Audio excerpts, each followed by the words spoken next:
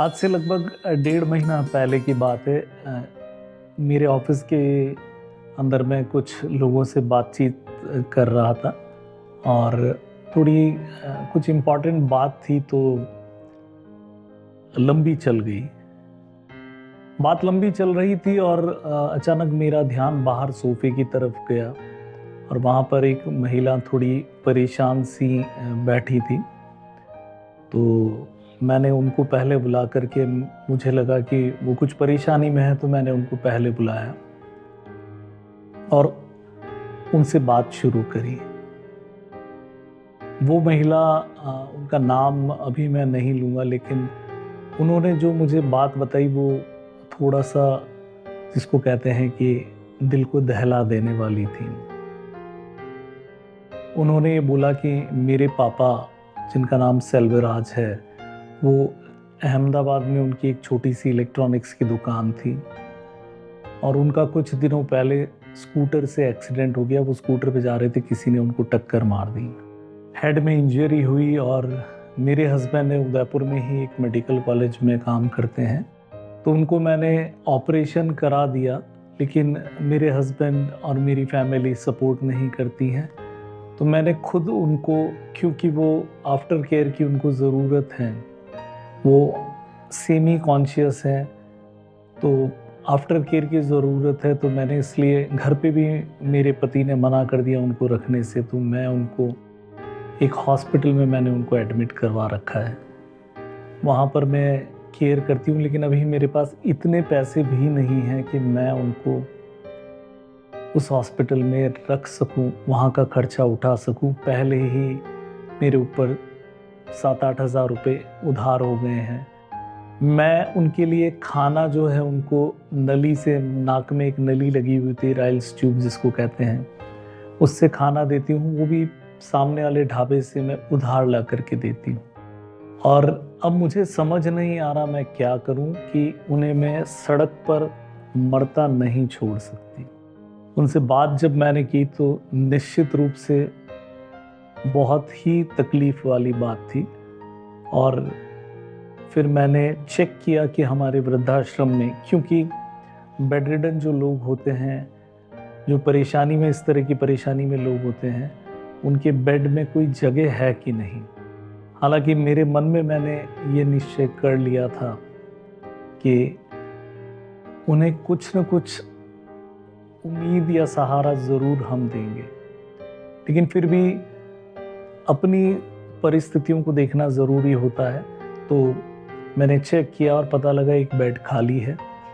थोड़े समय पहले बेड रिडन लोगों में से किन्हीं एक महानुभाव की मृत्यु हो गई थी, तो वो बेड खाली था। मैंने उन महिला से हाँ कहा और अगले दिन सेल्वराज जी तारा संस्थान के वृद्धाश्रम में आ गए।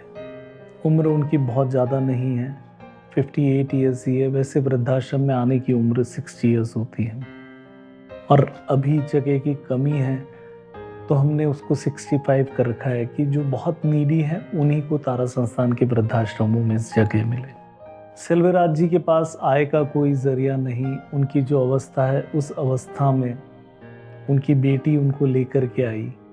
तारा संस्थान के लिए भी मुश्किल है, क्योंकि तारा संस्थान अस्पताल नहीं है, लेकिन फिर भी सारी परिस्थितियों को देखते हुए हमने ये निर्णय लिया कि उन्हें तारा संस्थान के आनंद वृद्धाश्रम में जगह दी जाए। सेल्वराज जी आए और इस निर्णय में सबसे बड़ी बात यह है कि मैं और कल्पना जी, मेरे साथ जो हमारी तारा संस्थान की अध्यक्ष हैं और फाउंडर हैं, हम दोनों ने इस चीज़ को सोचा समझा, आपस में डिस्कस किया और फिर हमने उन्हें हमारे वृद्धाश्रम में बुला लिया। ज़्यादा समय उनको आए हुए नहीं हुआ, लेकिन उनकी स्थिति में सुधार होने लगा। पहले उनकी राइल्स ट्यूब हटाई और जो अटेंडेंट थे वो चम्मच से खाना खिलाते थे। अब वो अपने आप से खाना नहीं खा पाते थे, तो उनको राइल्स ट्यूब, जो नली नाक में लगी हुई होती है, उसको हटा करके चम्मच से खाना दिया जाने लगा। और अभी 2 दिन पहले मेरे पास एक वीडियो आया कि अब वो अपने हाथ से खाना खा रहे हैं। ये बहुत बड़ा चमत्कार है, क्योंकि ब्रेन इंजरी के बाद में आदमी की रिकवरी मुश्किल होती है, लेकिन ईश्वर की कृपा है और हमें ये मौका मिल रहा है कि हम ये काम कर पा रहे हैं। सेल्वराज जी अभी भी पूरी तरह समझ उनको नहीं है, लेकिन जैसा भी है, जो भी है, अभी उनकी स्थिति काफ़ी बेहतर है। घर की परिस्थितियां उनकी बेटी की क्या रही, जो उन्होंने बताया वो सही है नहीं है, मैं उसमें भी नहीं जाना चाहता। लेकिन ये है कि एक व्यक्ति जिनके पास कोई जगह नहीं थी, सड़क पे होते तो हो सकता है वो थोड़ा समय जीवित रहते। इतनी बड़ी जनसंख्या में किसी का जीवित रहना नहीं रहना परिवार वालों के अलावा बहुत सारे लोगों के लिए कोई मायने नहीं रखता, लेकिन ईश्वर है तो ईश्वर ने उनके लिए एक जगह चुनी थी, तभी उनकी बेटी को। और उनकी बेटी को सबसे बड़ी बात यह, मैंने जब उनसे पूछा कि आपको पता कैसे चला कि तारा संस्थान का एक वृद्धाश्रम है जहां आप रख सकती हैं, तो उन्होंने बोला कि जिस हॉस्पिटल में मेरे पिता को मैंने रख रखा था, वहाँ के जो सफाई के ठेकेदार हैं, उन्होंने बताया कि आप वहाँ तारा संस्थान चले जाओ, वहाँ पर हो सकता है कि आपके पिताजी को रहने की जगह मिल जाए। तो ये जो चीज़ें हैं जैसे कोई ईश्वर द्वारा निर्धारित होती है कि सेल्वराज जी को सड़क पे नहीं जाना था, सेल्वराज जी का कोई ठिकाना नहीं था, लेकिन ईश्वर ने उनके लिए एक घर चुन रखा था, वो तारा संस्थान का आनंद वृद्धाश्रम। नमस्कार, मेरा नाम दीपेश मित्तल है और तारा संस्थान के इस विशेष कार्यक्रम जिसको हमने नाम दिया है अब वृद्धाश्रम है हमारा घर, इसमें आपका स्वागत है। आज हम आपको एक ऐसी दुनिया में ले चलेंगे जहां न तो अकेलापन है, न लाचारी और न ही बेबसी। यह वह जगह है जहां बुजुर्गों को सिर्फ सहारा ही नहीं बल्कि एक नया परिवार मिलता है। तारा संस्थान, उदयपुर। कहते हैं बुजुर्ग सिर्फ अपने शब्दों से नहीं बल्कि अपनी आंखों से भी कहानियां सुनाते हैं। आज हम उन्हीं कहानियों को सुनेंगे, उन जीवन के पन्नों को पलटेंगे जिन्हें किसी ने छोड़ दिया था लेकिन तारा संस्थान ने अपनाया। यहां कोई भी पराया नहीं है बल्कि हर कोई अपना है। जहां जीवन के संध्या काल में भी स्नेह की सुबह होती है, जहां आंखों में आंसू नहीं उम्मीद की चमक होती है, जहां कमजोर हाथों को सहारा ही नहीं सम्मान भी दिया जाता है। तारा संस्थान न सिर्फ इन बुजुर्गों की सेवा कर रहा है बल्कि संस्कारों की एक नई गाथा भी लिख रहा है। आज हम इन्हीं माताओं पिताओं से मिलेंगे, उनके अनुभवों को जानेंगे और देखेंगे कि कैसे तारा संस्थान उनके लिए सिर्फ एक आश्रय नहीं बल्कि एक नया परिवार बन चुका है। तो चलिए इस भावनात्मक यात्रा में हमारे साथ आइए, क्योंकि यह सिर्फ एक प्रसंग नहीं, किसी की जिंदगी का सच है।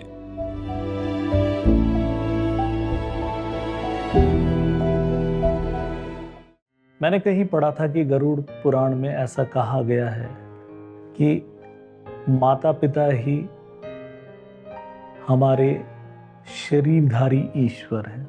बहुत सारे किस्से, कहानियों, कविताओं, गीतों और दोहों में हमने हमेशा माता पिता को पूजनीय पाया। और जिस देश की संस्कृति इतनी पुरानी हो, जिस देश में माता पिता को भगवान माना गया हो, वहाँ पर वृद्धाश्रम की ज़रूरत है क्या? ये प्रश्न हमेशा एक, जिसको कहते हैं कि मुंह बाएं खड़ा रहता है और यदा कदा हमारे सामने भी आता है, क्योंकि हम वृद्धाश्रम का संचालन कर रहे हैं। 6 वृद्धाश्रम तारा संस्थान वर्तमान में संचालित कर रहा है, जहाँ 350 से ज़्यादा बुजुर्ग रहते हैं। तो अक्सर लोग हमसे पूछते हैं कि हमारी संस्कृति में तो वृद्धाश्रम था ही नहीं, आप वृद्धाश्रम क्यों संचालित करते हैं? बच्चों को केयर करनी चाहिए माता पिता की, बच्चों को ध्यान रखना चाहिए माता पिता का। लेकिन मैं आपको तारा संस्थान के वृद्धाश्रम की शुरुआत की कहानी बताता हूँ कि कैसे भगवान हमसे चाहते थे कि हम कुछ ऐसा करें, उन बुजुर्गों के लिए करें जिनका कोई नहीं है। तो उन्होंने ये निर्धारित कर रखा था मानो, तो उस निर्धारण के तहत जो चीज़ हुई हम करते चले गए। हम तो जैसे जिसको कहते हैं ना, हम एक कठपुतली की तरह थे जिन्हें चलाया जा रहा था। मैं सोचूं, कल्पना जी सोचें। कल्पना जी का भी मैं आपको परिचय देना चाहूँगा कि कल्पना जी के पिताजी आदरणीय श्री कैलाश जी मानव, जो कि तारा संस्थान के प्रेरणा स्रोत हैं और नारायण सेवा संस्थान जैसी एक बहुत बड़ी चैरिटी कहें, चैरिटेबल ऑर्गेनाइजेशन कहें, उसके संस्थापक हैं। और तारा संस्थान भी आज जो कुछ है उन्हीं की देन है, क्योंकि उन्होंने एक ऐसी दुनिया रची जिसमें जहाँ देने वाला कोई, पाने वाला कोई, और माध्यम नारायण सेवा या तारा संस्थान। तो कल्पना जी के पिताजी हैं नारायण सेवा संस्थान के संस्थापक श्री कैलाश जी मानव, और मैं, कल्पना जी और हम बहुत सारे साथी तारा संस्थान के भी नारायण सेवा से जुड़े हुए थे, लंबे समय तक उनसे एसोसिएटेड थे। एक तरह से कहें हमारे वो गुरु हैं। तो नारायण सेवा संस्थान में जब जुड़े हुए थे तो जब काम कर रहे थे तो वहाँ पर एक वर्कशॉप में काम करने वाले जमुनालाल जी लोहार कल्पना जी के पास आए। जमुनालाल जी कैलिपर्स वर्कशॉप, मतलब वहाँ जो दिव्यांगों के लिए कैलिपर्स बनते थे उसकी वर्कशॉप में काम करते थे, और वहाँ पर उनको बहुत सारी मशीनों पे काम करना पड़ता था। तो उनकी आँखों में प्रॉब्लम थी। वो कल्पना जी के पास आए और उन्होंने कहा कि दीदी, मेरे को आँखों से दिखता नहीं है, मोतियाबिंद है, मैंने डॉक्टर को दिखाया, मुझे 8,000 रुपये की ज़रूरत है। कल्पना जी ने उनकी इस परेशानी को समझा, हम लोगों ने पैसे जुटाए और उनका ऑपरेशन करा दिया। उनकी एक आंख का ऑपरेशन हो गया और उन्हें अच्छे से दिखने लगा। इस बात ने एक रोशनी दिखाई कि ऐसा भी कुछ किया जा सकता है जहां मोतियाबिंद के ऑपरेशन किए जाएं, ऐसे लोगों के किए जाएं जिनके पास पैसे नहीं हैं और निःशुल्क किए जाएं। ऐसा नहीं है कि हम ऐसा करने वाली पहली संस्था थे, लेकिन आंखों में मोतियाबिंद सबको होता है, तो ज़रूरत बहुत बड़ी थी और करने वाले शायद उतने नहीं थे, तभी जमुनालाल जी को पैसे देकर के करवाना पड़ा। तो तारा संस्थान की शुरुआत आंखों के एक अस्पताल से हुई। शुरू में कुछ रोगी आए, फिर धीरे धीरे आंखों के 5 अस्पताल हो गए, उदयपुर, दिल्ली, मुंबई, लोनी और फरीदाबाद। 5 अस्पताल में हजारों मोतियाबिंद के ऑपरेशन होने लगे, निःशुल्क ऑपरेशन होने लगे, और तारा संस्थान का ये जो आंखों का प्रकल्प है बहुत बड़े स्तर पे चलने लगा। लेकिन अभी बात हम कर रहे हैं वृद्धाश्रम की। तो वृद्धाश्रम की जो शुरुआत थी वो इस तरह थी कि तारा संस्थान का जो आंखों का अस्पताल था उसका एक फ्लोर खाली था, और तारा संस्थान जो आंखों के कैंप लगाता था वहाँ पर बहुत से बुजुर्ग ऐसे आते थे जिनकी टेक केयर करने वाला कोई नहीं। अक्सर हमने ये देखा कि उदयपुर और आसपास का आदिवासी क्षेत्र जो था वहाँ पर बच्चे बाहर काम करने गए हुए होते थे, क्योंकि खेती यहाँ ज़्यादा नहीं है, पहाड़ी पथरीला क्षेत्र है। तो माता पिता की आंखों का ऑपरेशन तो हम कर रहे थे, लेकिन उनकी देख रेख कौन करे? बच्चे बाहर हैं, साल में 1-2 बार आते हैं, बच्चा मैरिड नहीं है, उनकी वाइफ नहीं है। तो फिर ये विचार आया क्यों ना एक फ्लोर पे वृद्धाश्रम खोला जाए। 25 बेड का वृद्धाश्रम खोलने की ये बात आई कि शुरुआत करते हैं, कुछ लोगों को यहाँ रखेंगे, ऐसे लोगों को जो कैंप में आएंगे और जिनकी देखरेख करने वाला कोई नहीं है। उस वृद्धाश्रम की शुरुआत फरवरी 2012 बसंत पंचमी के दिन हुई। 25 बेड के वृद्धाश्रम में शुरू में कुछ लोग आए जो कैंपों से आए, ग्रामीण क्षेत्रों से आए। आते गए लोग, भरता गया वृद्धाश्रम, लेकिन ग्रामीण क्षेत्र के लोग वापस चले गए, क्योंकि उनको उनका जो परिवेश है, उनका जो वातावरण है, उनका मोहल्ला है, वो ही प्रिय था। वो झोंपड़ी में रह लेंगे, वो तकलीफ सह लेंगे, लेकिन वो वृद्धाश्रम में रहने नहीं आएंगे। उन्हें शहर की सुविधाएं रास ही नहीं आ रही थी। तो हमने विचार बदला और उस विचार को एक स्वरूप ये दिया कि जो जहाँ रहना चाहते हैं वहीं रखें। उनके लिए हमने उनके लिए महीने का राशन उनके घर पहुंचाना शुरू किया। लेकिन हमारी सोच के विपरीत ऐसा हुआ कि हमने जो वृद्धाश्रम के कार्ड हमारे डोनर्स को भेजे, हमारे नोन थे उनको भेजा, उनके मार्फत बहुत सारे बुजुर्ग ऐसे आने लगे जो middle class, upper middle class, पढ़े लिखे, जिन्होंने अच्छी नौकरी की, अच्छा जीवन बिताया, वो लोग आने लगे, जो कि हमने भी नहीं सोचा था कि ऐसा हो। और सब कुछ हमारे सोचने से नहीं होता है। ये मैं आपको अभी बता ही रहा था कि हम एक कठपुतली की तरह काम कर रहे थे। जमनालाल जी का आना, उनकी आंख में तकलीफ होना और हमारी ये सोच कि ऐसा किया जा सकता है, ये जो जिसको कहते हैं कि जो माध्यम बनाता है वो ईश्वरी माध्यम बनाता है। उन्होंने जमनालाल जी को भेजा और फिर वृद्धाश्रम को शुरुआत करने का माध्यम बनाया। 25 बेड से हमने शुरू किया वृद्धाश्रम और साल 1.5 साल में बुजुर्ग बढ़ने लगे। हमें भी नहीं पता कैसे, लेकिन लोग आने लगे, दूर दूर से आने लगे। हमारे यहाँ पहले बुजुर्ग आए थे, वो उदयपुर के थे लेकिन अजमेर रहते थे अपने बेटे के पास। उनकी बहू ने अपने बेटे को ये कह दिया था कि या तो इस घर में मैं रहूँगी या तुम्हारे पिताजी रहेंगे। तो पिता ने घर छोड़ दिया। बिल्कुल हकीकत बात है। टेलर साहब थे, अच्छी पोस्ट पे, mechanical foreman, Hindustan zinc limited जो उदयपुर की बड़ी कंपनी है उसमें वो काम करते थे, लेकिन पेंशन नहीं थी, तो आय का जरिया नहीं था।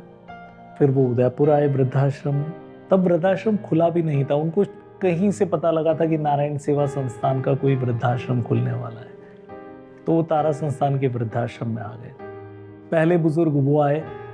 दूसरे बुजुर्ग, एक कपल था, कोलकाता का रहने वाला था, हमारे डोनर थे, उनकी बहन और बहनोई थे, तो वो दोनों आए।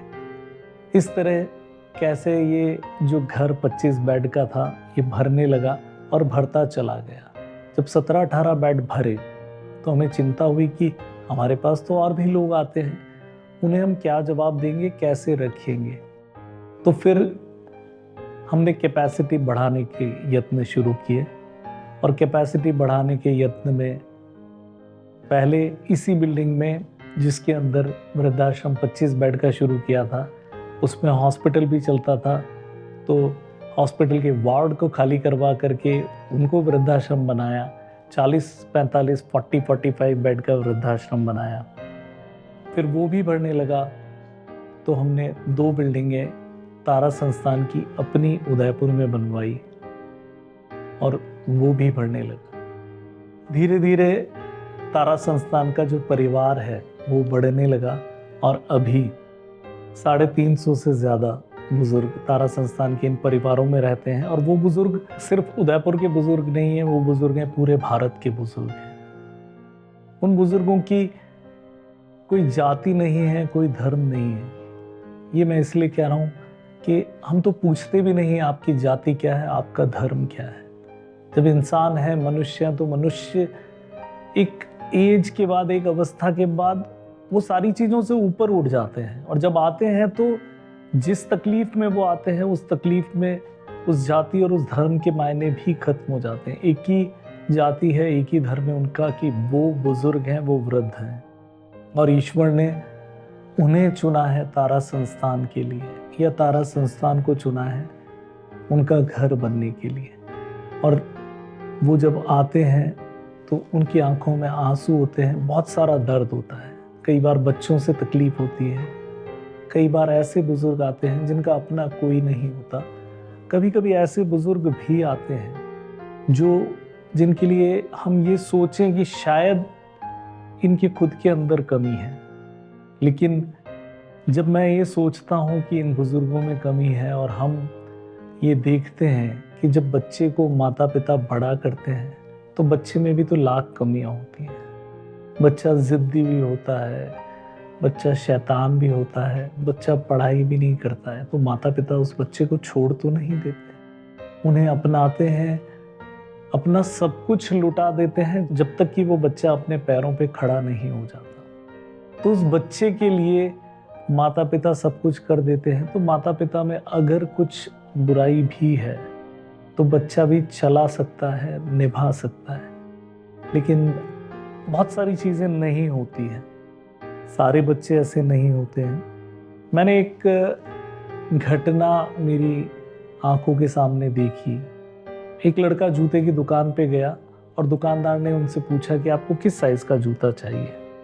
तो उसने जेब में से कागज़ निकाला, कागज़ के ऊपर एक पैर का जो निशान या छापा बना हुआ होता है वो छापा बना हुआ था।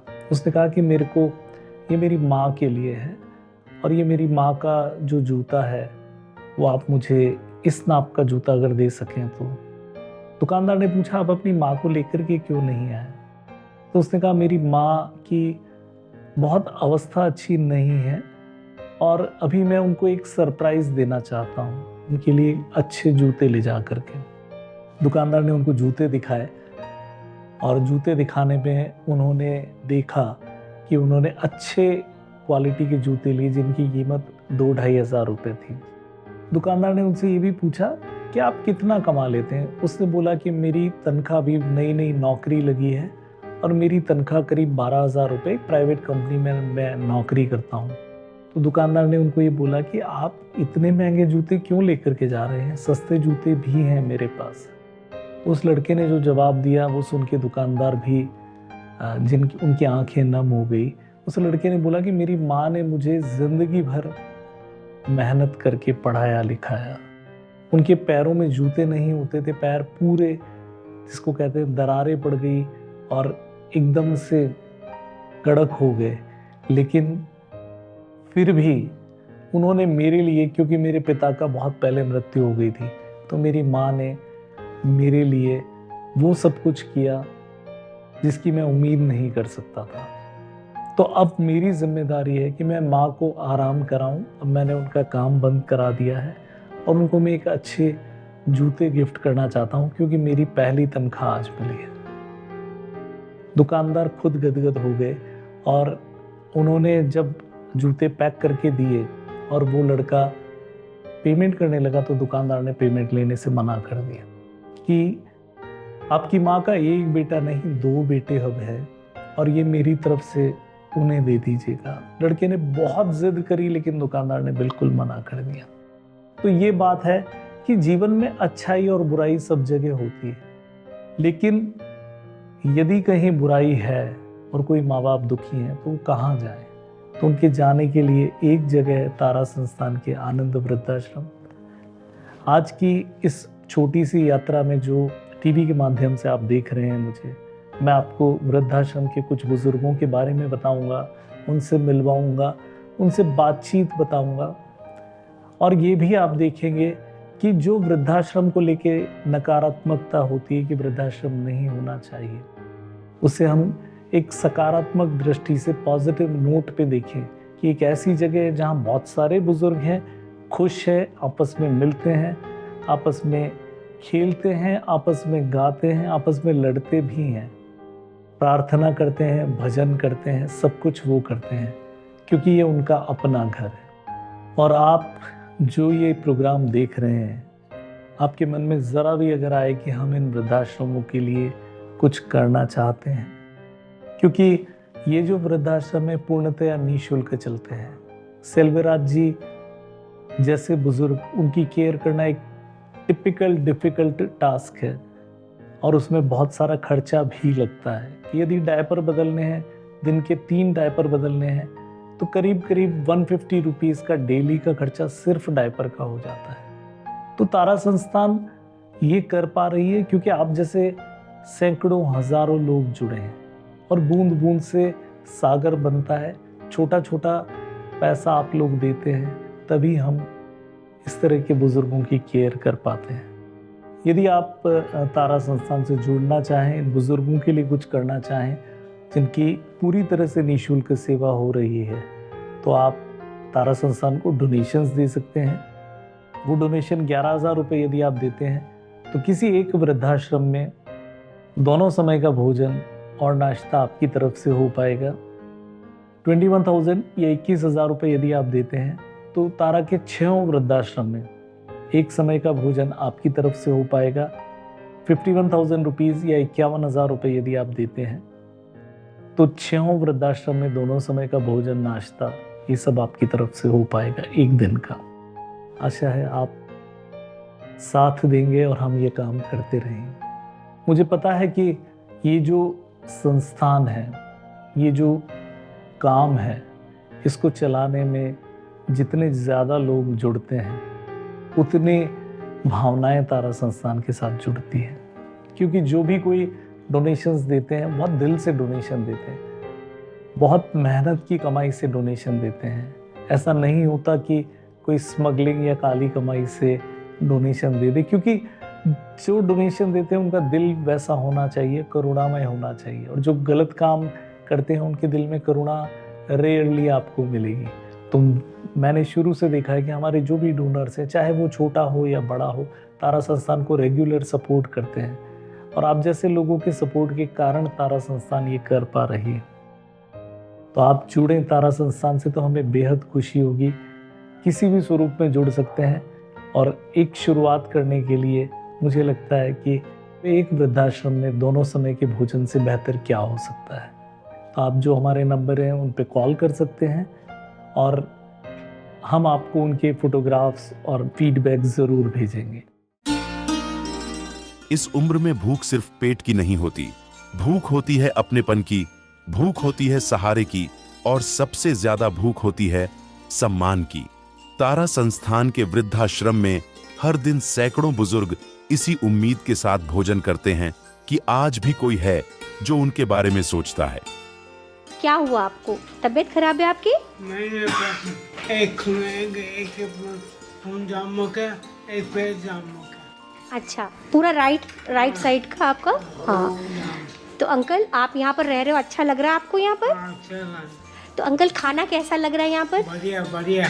क्या क्या रोज अलग अलग मिलता है कि एक जैसा खाना मिलता है? रोज अलग अलग। क्या क्या मिलता है अंकल? कभी दाल रोटी, कभी चावल दलिया। तो अभी आपके खाने में क्या क्या है अंकल? रोटी, हाँ, दलिया, दाल, सब्जी और बूंदी। बूंदी। तो आपको इसमें क्या पसंद है सबसे ज्यादा? सबसे दाल रोटी बढ़िया। दाल बढ़िया, दाल रोटी बढ़िया है। तो घर जैसा खाना है, आपको अच्छा लग रहा है? अच्छा लगा। इन माताओं और पिताओं के लिए ये थाली सिर्फ खाना नहीं है, ये उस भरोसे का नाम है कि आज वो भूखे नहीं सोएंगे। कई बुजुर्ग ऐसे हैं जिन्होंने जिंदगी में घर, परिवार और सहारा सब कुछ खो दिया, लेकिन यहाँ उन्हें रोज समय पर प्यार से और सम्मान के साथ खाना मिलता है। दादी आप कहाँ से हो? हम बेटी वृंदावन के, दिल्ली से ससुराल। हाँ, और यहाँ पे आए हुए कितना समय हो गया? अब 9 जनवरी को पूरे 5 साल हो जाएंगे। 5 साल हो जाएंगे। यहाँ कैसा लग रहा है आपको? तुम्हें देख के तो अच्छा ही लगेगा हमें। हमें तो बहुत अच्छा लग रहा है। हाँ, तो मतलब आप जैसे जब से 5 साल से आए तब से आप बेड पे ही हैं? नहीं, पिछले साल सर्दियों से यहीं पर सब कुछ यहीं पे हो, मतलब धीरे धीरे जैसे हेल्थ डाउन होती जा रही है वैसे सारा आपका। 86 साल की उम्र हो गई मेरी। जी जी। तो आंटी आज खाने में क्या बना है आपके लिए स्पेशल? चने की दाल है, रोटी है, हमारे नया खाना मिलता है रोज। अच्छा, अरे वाह क्या बात है। कभी कुछ हम मिलता है। हाँ, कभी दाल बाटी, चूरमा, कभी पकौड़े, रोज बदल बदल के मिलता है हमें खाना। आपका दान इन्हीं थालियों में उतरता है, किसी माँ की रोटी बनकर, किसी पिता की दाल बनकर। आपका सहयोग इन बुजुर्गों के लिए दिन की सबसे बड़ी राहत होता है। आप यहाँ पर तारा संस्थान के वृद्धाश्रम में कब से हो?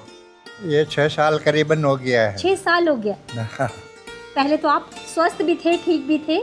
बिल्कुल ठीक था। मैं तो 4थे मंजिल पे रहता था, उधर घूमने जाता था। ये तो 2 साल हुआ है, अभी हुआ है। तो यहाँ पर जो आपको खाना, चाय, नाश्ता मिलता है, इसका स्वाद कैसा है और आपको अच्छा लगता है? नहीं, खाना पीना बढ़िया है इधर। तो रोटी और दाल और खिचड़ी और ये जैसा घर में खाना होता है वैसा खाना लग रहा है आपको? ये घर से भी अच्छा मिल रहा है। घर से भी अच्छा मिल रहा है। तो अंकल आप खाना खाओ, और आपको यहाँ पर अच्छा लग रहा है और खाना भी बहुत अच्छा लग रहा है, तो हमें भी बहुत अच्छा लगा ये आपसे तो बात 6 करके। साल टीका नहीं तो कहाँ टीकने वाला था। अच्छा, खाना अच्छा था इसलिए। खाना अच्छा था इसलिए 6 साल टिके, है ना? खाना भी है, रहन सहन, व्यवहार वगैरह सब। धन्यवाद अंकल। आज आप जो देंगे वो सिर्फ खाना नहीं होगा, वो किसी माँ के लिए 2 वक्त का सहारा होगा, वो किसी पिता के लिए ये भरोसा होगा कि वो अकेले नहीं हैं। आपका छोटा सा सहयोग किसी बुजुर्ग की पूरी थाली भर सकता है। तारा संस्थान के साथ जुड़िए, भोजन दान करिए और उन हाथों तक अपना प्यार पहुंचाइए जिन्होंने पूरी जिंदगी दूसरों के लिए मेहनत की। 11,000 रुपये के सहयोग से तारा संस्थान के किसी एक वृद्धाश्रम में दोनों समय का भोजन आपकी ओर से कराया जाएगा। और यदि आप 21,000 रुपये का सहयोग देते हैं तो तारा संस्थान के सभी 6 वृद्धाश्रमों में एक समय का भोजन आपके नाम से कराया जाएगा। और यदि आप 51,000 रुपये का सहयोग करते हैं तो तारा संस्थान के 6 वृद्धाश्रमों में दोनों समय का भोजन आपकी तरफ से कराया जाएगा, ताकि हर बुजुर्ग तृप्ति के साथ साथ स्नेह और अपनापन भी महसूस कर सके। यह भोजन सहयोग आप अपने किसी परिजन के नाम पर या किसी के जन्मदिन, मैरिज एनिवर्सरी या किसी विशेष अवसर के उपलक्ष्य में भी करवा सकते हैं। आपकी सहायता सिर्फ दान नहीं है, यह आशा है, सम्मान है और किसी के लिए परिवार होने का एहसास है। अधिक जानकारी और दान के लिए तारा संस्थान उदयपुर से संपर्क करें 7821855743 या 7821855744। जन्म दिया उपकार किया, बनाया संवारा निस्वार्थ प्यार किया, कर त्याग हर खुशियों का, तुम्हारा हर सपना साकार किया। तपते गए जलते गए, हर दुख हंसकर सहते गए, तुम्हारे भविष्य की चिंता फिक्र में दिनों दिन ढलते गए। कुछ न चाहा कुछ न मांगा, कुछ पाने की न आस रखी, मिले कामयाबी हर कदम, बस इतनी सी ही दुआ करी। जीवन के कठिन पथ पर तुमको था चलना सिखाया, मतलब फरेब की इस दुनिया से तुम्हें हर पल बचाया। सारी उम्र न चुका पाओगे तुम इनके फर्ज का कर्ज, माता पिता की सेवा से बड़ा न जग में कोई धर्म। ये जो पंक्तियां हैं, ये पंक्तियां, ऐसी कई पंक्तियां माता पिता के बारे में हम पढ़ते आए हैं, हम सुनते आए हैं। मदर्स डे, फादर्स डे, इन सब पे बहुत सारे फेसबुक पोस्ट और इंस्टाग्राम पोस्ट हम देखते आए हैं, लेकिन हम अपने आसपास एक नज़र भर घुमा कर देखें तो कई बार लगता है कि ये Instagram post, Facebook post fake हैं, झूठे हैं। क्योंकि जो बच्चे माँ को लेकर के कविता, गाना लगा करके लाइक्स और कमेंट पाते हैं, वही बच्चे कई बार माता पिता को परेशान कर देते हैं। माता पिता वो होते हैं जिन्हें कोई बच्चों से बहुत उम्मीदें नहीं होती, उन्हें सिर्फ देना आता है और बदले में उन्हें सिर्फ प्यार और सम्मान चाहिए। एक कहानी है कि एक बार पति पत्नी और एक छोटा बच्चा रहते थे। घर के डोरबेल बजी, पति ने दरवाज़ा खोला, सामने गांव से आए हुए पिता खड़े थे। पत्नी किचन में कहीं काम कर रही थी और ससुर को देखते ही उनकी बड़बड़ाहट शुरू हो गई कि ये आ गए हैं, अब कोई इनको ज़रूरत होगी और अब हम हमारा खर्चा निकालें या उनकी ज़रूरत पूरी करें। मेरे बेटे की तो अभी टूर जा रहा है, उसका इतना खर्चा है। वो बड़बड़ाहट धीरे थी लेकिन फिर भी ससुर जी के कानों में पड़ी, लेकिन वो शांत रहे। बेटे ने पिता को अंदर लिया, आकर के बिठाया। पिता ने ऑटो से आए थे, ऑटो से कुछ सामान निकलवाया और जेब में हाथ डालकर एक लिफाफा निकाला और बेटे के हाथ पे रख दिया कि बेटा, तुम्हारा बहुत दिनों से कोई फ़ोन नहीं आया, हमें चिंता हो रही थी कि कहीं तुम किसी परेशानी में तो नहीं। तुम्हारी माँ को बहुत सारा सोच आ रहा था कि तुम्हारे ऊपर कोई दिक्कत ना हो, इसलिए मैं बस सिर्फ ये देखने चला आया कि तुम लोग सही से हो। और हमारे खेत में से कुछ अनाज है, वो मैं लेकर के आया हूँ और इस बार फसल अच्छी हुई तो थोड़ा सा पैसा भी बचा है, तो वो पैसा भी मैं तुम्हारे लिए लेकर के आया हूँ। हमारा तो क्या है, हमें तो बहुत ज़्यादा ज़रूरत ही नहीं है, पोते की पढ़ाई में अच्छे से काम आएगा, तो ये तुम रख लो। अब बेटे को काटो तो खून नहीं, क्योंकि एक तरफ पत्नी की जो बड़बड़ाहट है उनके कानों में भी जा रही थी। और फिर वो बुजुर्ग अपने बेटे के घर में रुके, पानी का एक गिलास पिया और वापस चले गए। उन्हें जो करना था उन्होंने कर दिया। बेटे ने बहुत कहा आप रुक करके जाइए, इतनी दूर से आए हैं, लेकिन सम्मान नहीं था तो वो चले गए, दिया और चले गए। तो माता पिता ऐसे ही होते हैं, माता पिता देने के लिए होते हैं। मैंने अपनी आँखों से एक घटना देखी कि मैं रोज़ सुबह बाग में घूमने जाता हूँ, वहाँ से आकर के एक जूस वाला है जो अलग अलग तरह के जूस बनाता है, तो वो जूस बना रहा था और हम लोग वहाँ खड़े थे, इंतज़ार कर रहे थे। एक महिला आई, उसके 2 छोटे छोटे बच्चे थे, तो उसने जूस के लिए बोला कि मुझे 1 गिलास जूस दे दो। बहुत ही गरीब वो महिला लग रही थी, तो मुझे लग रहा था कि ये इतनी गरीब महिला है, जूस लेगी और बच्चों को नहीं पिलाएगी, 1 गिलास जूस ले रही है, बच्चों को नहीं पिलाएगी। मन में एक ख्याल भर आया कि कितनी अजीब सी महिला है। जब उस महिला को वो जूस दिया तो उसने 1 खाली गिलास और मांगा और दोनों बच्चों को आधा आधा गिलास दे दिया। माता पिता तो खुश होते हैं कि उनके बच्चों को कुछ मिले, माता पिता को अच्छा लगता है अपने बच्चों की खुशी देख करके, ऐसे ही माता पिता होते हैं। लेकिन कई बार बच्चे जब बड़े हो जाते हैं तो वो शायद वो कदर नहीं कर पाते जो उन्हें करनी चाहिए। तभी तो ये वृद्धाश्रम बनते हैं, तभी तो इस वृद्धाश्रम में लोग बढ़ते हैं। लेकिन ऐसा ज़रूरी नहीं है कि इन वृद्धाश्रमों में लोग सिर्फ इसलिए आए कि बच्चों से तिरस्कार मिला। इस उम्र में सबसे कीमती चीज होती है समय पर मिला खाना और किसी अपने की मौजूदगी।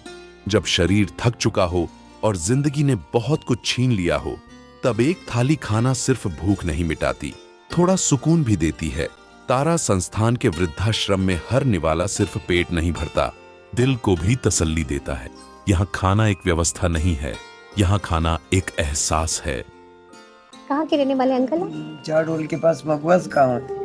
आप खाना खा रहे हैं, लंच कर रहे हैं, तो ये कैसा लग रहा है आपको यहाँ पर खाना कैसा? आप ये थाली में क्या क्या है अभी? अभी मूंग की दाल है, गाजर की सब्जी, मटर की सब्जी और हलवा, चावल और रोटी।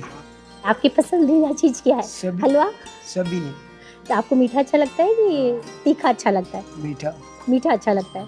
तो खाना अच्छा लग रहा है यहाँ पर? अच्छा है, बढ़िया। और जो आप डेली रूटीन में यहाँ पर खाना नाश्ता करते हैं तो अलग अलग वैरायटी में अलग अलग। तो घर जैसा टेस्ट आ रहा है कि कुछ अलग है? ऐसा घर जैसे ही है। घर जैसे ही है। मजा आता है खाना? ये प्रॉपर आपका खाना है, ये डाइट है, तो इसमें और भी कुछ इंक्लूड रहता है? कभी खिचड़ी वगैरह भी आप लेते हो? नहीं, मीठा लेते खिचड़ी हो? नहीं खाई, मीठा कभी ले लेता हूँ।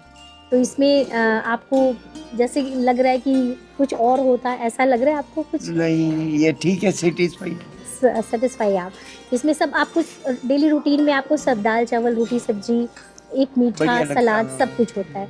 तो अंकल आप खाना खाओ, एंजॉय करो खाने, फिर मिलते हैं, ठीक है? नमस्ते। इन बुजुर्गों के लिए ये थाली घर की याद दिलाती है, एक ऐसा घर जहां कोई पूछता है खाना ठीक है ना, और जरा और ले लीजिए, जहां कोई जल्दी में नहीं होता, जहां कोई अकेला नहीं छोड़ा जाता। और कहाँ के रहने वाले हो आंटी आप? झारखंड के। और ये क्या आंटी आप जो लिए हो, क्या खा रहे हो आप? केक। केक खाओ। अरे वाह नहीं, क्या बात है। आज तो मजा ही हो गया, मतलब है ना? आज तो 2-2 मीठा हो गया आपकी थाली में। हाँ। केक भी हो गया, पेस्ट्री भी हो गई, हलवा भी हो गया। और तो आंटी आपको क्या पसंद है, दाल चावल पसंद है या रोटी? उधर के लोग क्या खाते हैं, झारखंड के लोग? सब कुछ खाते हैं, चावल ज्यादा? चावल भी खाते हैं, रोटी। हम तो रोटी ज्यादा खाते हैं। रोटी ज्यादा खाते हैं। तो आपको यहाँ का टेस्ट अच्छा लग रहा है, जैसे घर में आप बनाते हुए टेस्ट है आपको? हाँ दाल सब्जी का? हाँ। तो मजा आ रहा है खाना खाने में? आपका दान इन्हें सिर्फ खाना नहीं देता, ये उन्हें सम्मान देता है, सहारा देता है, और ये एहसास देता है कि कोई है जो आज भी परवाह करता है, कि जिंदगी अभी खत्म नहीं हुई, कि कोई आज भी उनके बारे में सोचता है। भोजन में हर एक टाइम अलग अलग सब्जी मिलती है और बहुत अच्छी टेस्टी रहती है। खाने में भी टेस्ट आता है। यहाँ का रोटी भी बहुत मुलायम है, अच्छी है, खाने में बहुत बढ़िया लगती है। तो अंकल घर जैसा आनंद आ रहा है, जैसा घर का खाना होता है? घर से भी अच्छा आनंद आता है। तो अंकल ये खास ओकेजन है क्या? आपकी थाली में केक भी रखा हुआ है, कुछ ये है आज occasion आज? बर्थडे है, बर्थडे का बर्थडे है, केक अच्छा दिया बर्थडे का है। केक भी है। तो अंकल इसमें से आपको सबसे ज्यादा फेवरेट क्या है, हलवा या केक? यहाँ का जो खाना मिलता है वो सबसे बढ़िया खाना है, कुछ नाम रखने के लिए ऐसी जगह नहीं है जी और मैं बहुत शौक से खाता हूँ। और मैं जो हमको खाना देता है मैं उनको बहुत बहुत धन्यवाद देता हूँ और ऐसी कृपा रखे हमारे ऊपर। आज आप जो देंगे वो किसी बुजुर्ग के लिए दिन का सबसे सुकून भरा पल होगा। हो सकता है वही निवाला उन्हें पूरी रात चैन की नींद दे दे। तारा संस्थान से जुड़िए, भोजन दान करिए और किसी की थाली आज भर दीजिए, क्योंकि जब आप किसी भूखे को खाना देते हैं तो आप सिर्फ दान नहीं करते, आप एक जिंदगी को सहारा देते हैं। 11,000 रुपये के सहयोग से तारा संस्थान के किसी एक वृद्धाश्रम में दोनों समय का भोजन आपकी ओर से कराया जाएगा। और यदि आप 21,000 रुपये का सहयोग देते हैं तो तारा संस्थान के सभी 6 वृद्धाश्रमों में एक समय का भोजन आपके नाम से कराया जाएगा। और यदि आप 51,000 रुपये का सहयोग करते हैं तो तारा संस्थान के 6 वृद्धाश्रमों में दोनों समय का भोजन आपकी तरफ से कराया जाएगा, ताकि हर बुजुर्ग तृप्ति के साथ साथ स्नेह और अपनापन भी महसूस कर सके। यह भोजन सहयोग आप अपने किसी परिजन के नाम पर या किसी के जन्मदिन, मैरिज एनिवर्सरी या किसी विशेष अवसर के उपलक्ष्य में भी करवा सकते हैं। आपकी सहायता सिर्फ दान नहीं है, यह आशा है, सम्मान है और किसी के लिए परिवार होने का एहसास है। अधिक जानकारी और दान के लिए तारा संस्थान उदयपुर से संपर्क करें 7821855743 या 7821855744।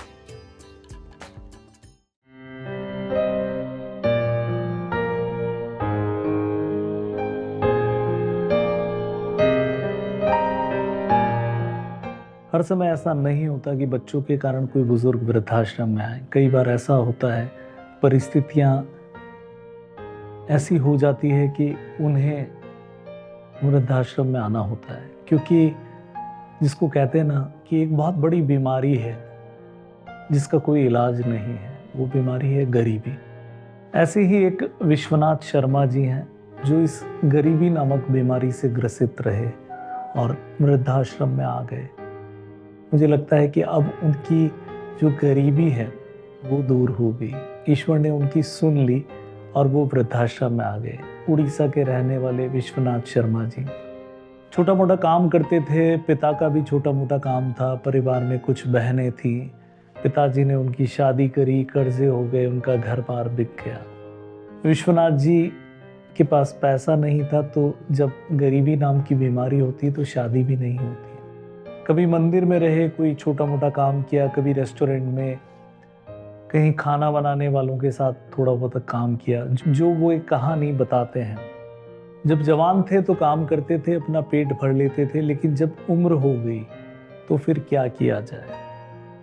उस उम्र के कारण कई बार वो स्टेशनों पे ऐसे सोते रहते थे और वे बताते हैं कि आत्महत्या का ख्याल भी उनको आता था। क्योंकि जब उनसे पूछा कि आत्महत्या क्यों करना चाहते थे तो बोले, स्टेशन पे यदि सोया हूँ और पुलिस ठोकर मार कर उठा देती कि भागो यहाँ से, तो मैं क्या करता।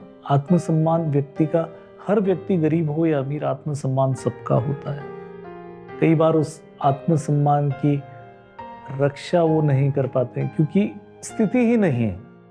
तो जब स्टेशनों पे सोते पुलिस हटा देती तो उन्हें लगता कि ये जीवन व्यर्थ है। फाइनली वे हरिद्वार पहुंच गए।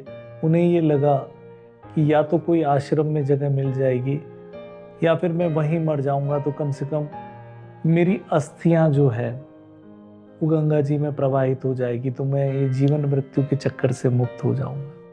लेकिन मृत्यु भी हमारे हाथ में थोड़े है और हर कोई आत्महत्या भी नहीं कर सकता और करनी भी नहीं चाहिए।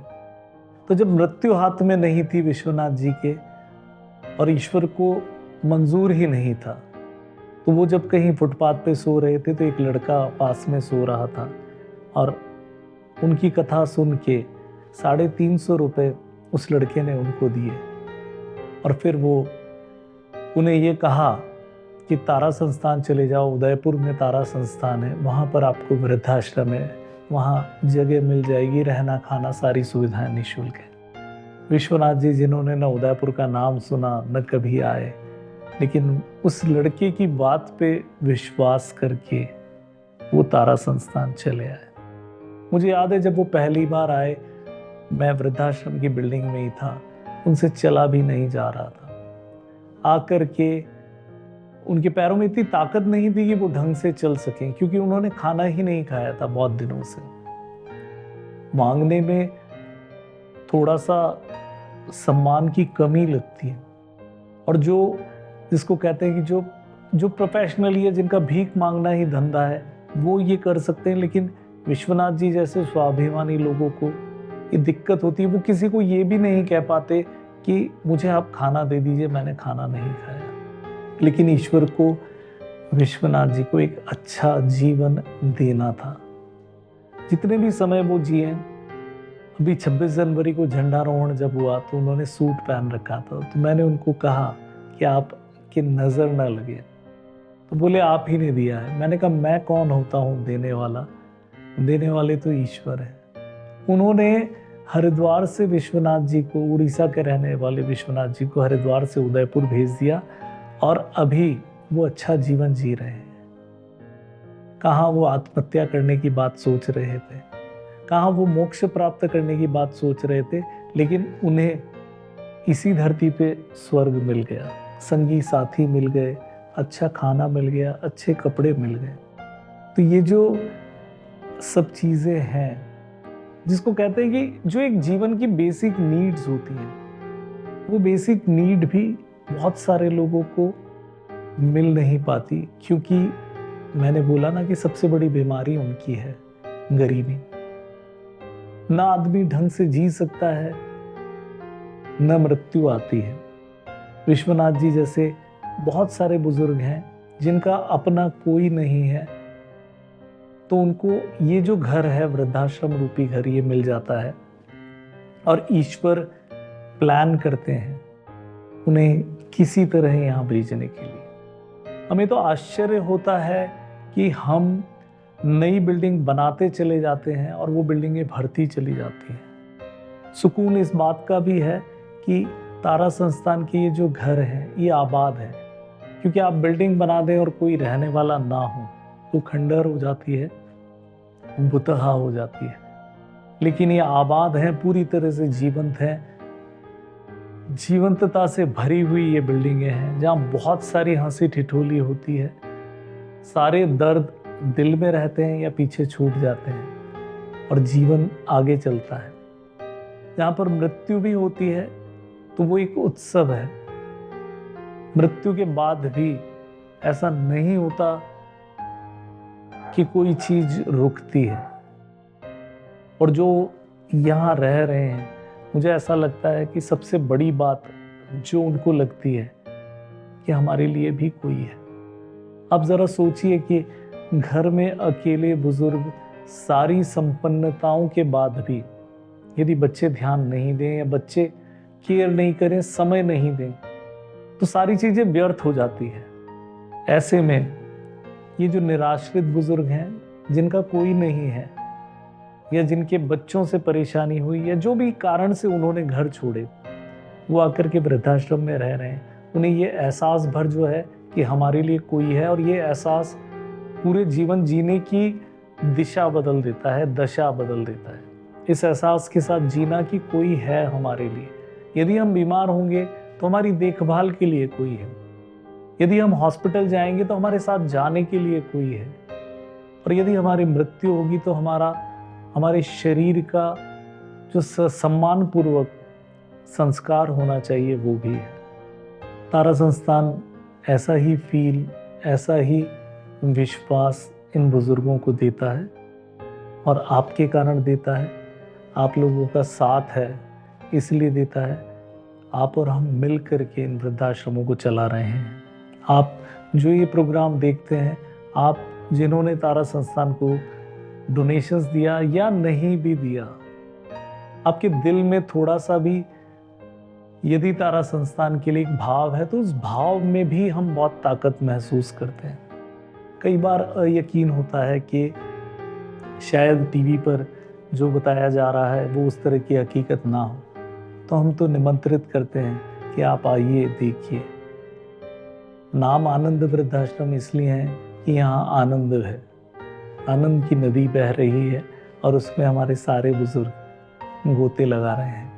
यहाँ आकर के त्योहार मनाइए, यहाँ आकर के बच्चों की बर्थडे मनाइए, यहाँ आकर के अपनी एनिवर्सरी मनाइए।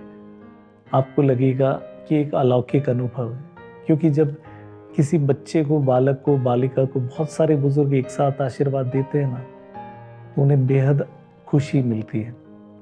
तो इस तरह से बच्चों की बर्थडे आप मना सकते हैं, एनिवर्सरी मना सकते हैं, या अपने माता पिता की पुण्य स्मृति में भी कभी कोई भोजन करवा सकते हैं। क्योंकि जब आप ऐसे बुजुर्गों को भोजन करवाएंगे जिनका अपना कोई नहीं है या अपनों ने जिन्हें छोड़ दिया है, तो उसका माता पिता जहाँ भी आपके हैं, दादी दादा जहाँ भी आपके हैं, हमने कुछ देखा नहीं, न स्वर्ग देखा न नर्क देखा, लेकिन जिस जगह भी हमारी आत्मा जाती है उनको सुकून और शांति ज़रूर मिलेगी कि हमारे बच्चों ने एक अच्छा काम किया। तो आप तारा संस्थान के वृद्धाश्रम में यदि भोजन करवाना चाहते हैं तो 11,000 रुपये में आप एक वृद्धाश्रम में पूरे दिन का भोजन करवा सकते हैं।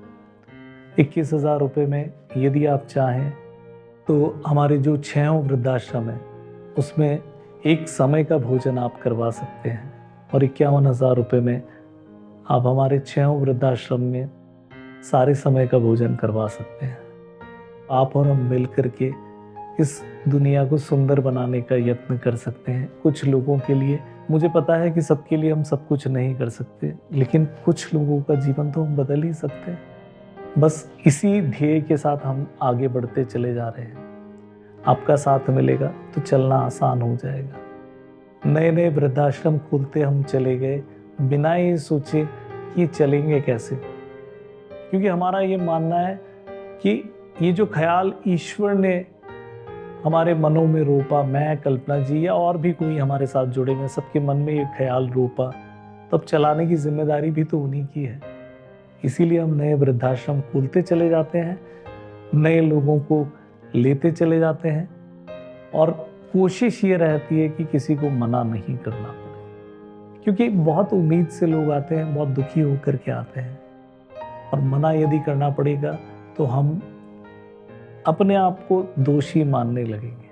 अभी तक ऐसा हो रहा है, आगे भी होता रहेगा, ऐसा हमारा विश्वास है।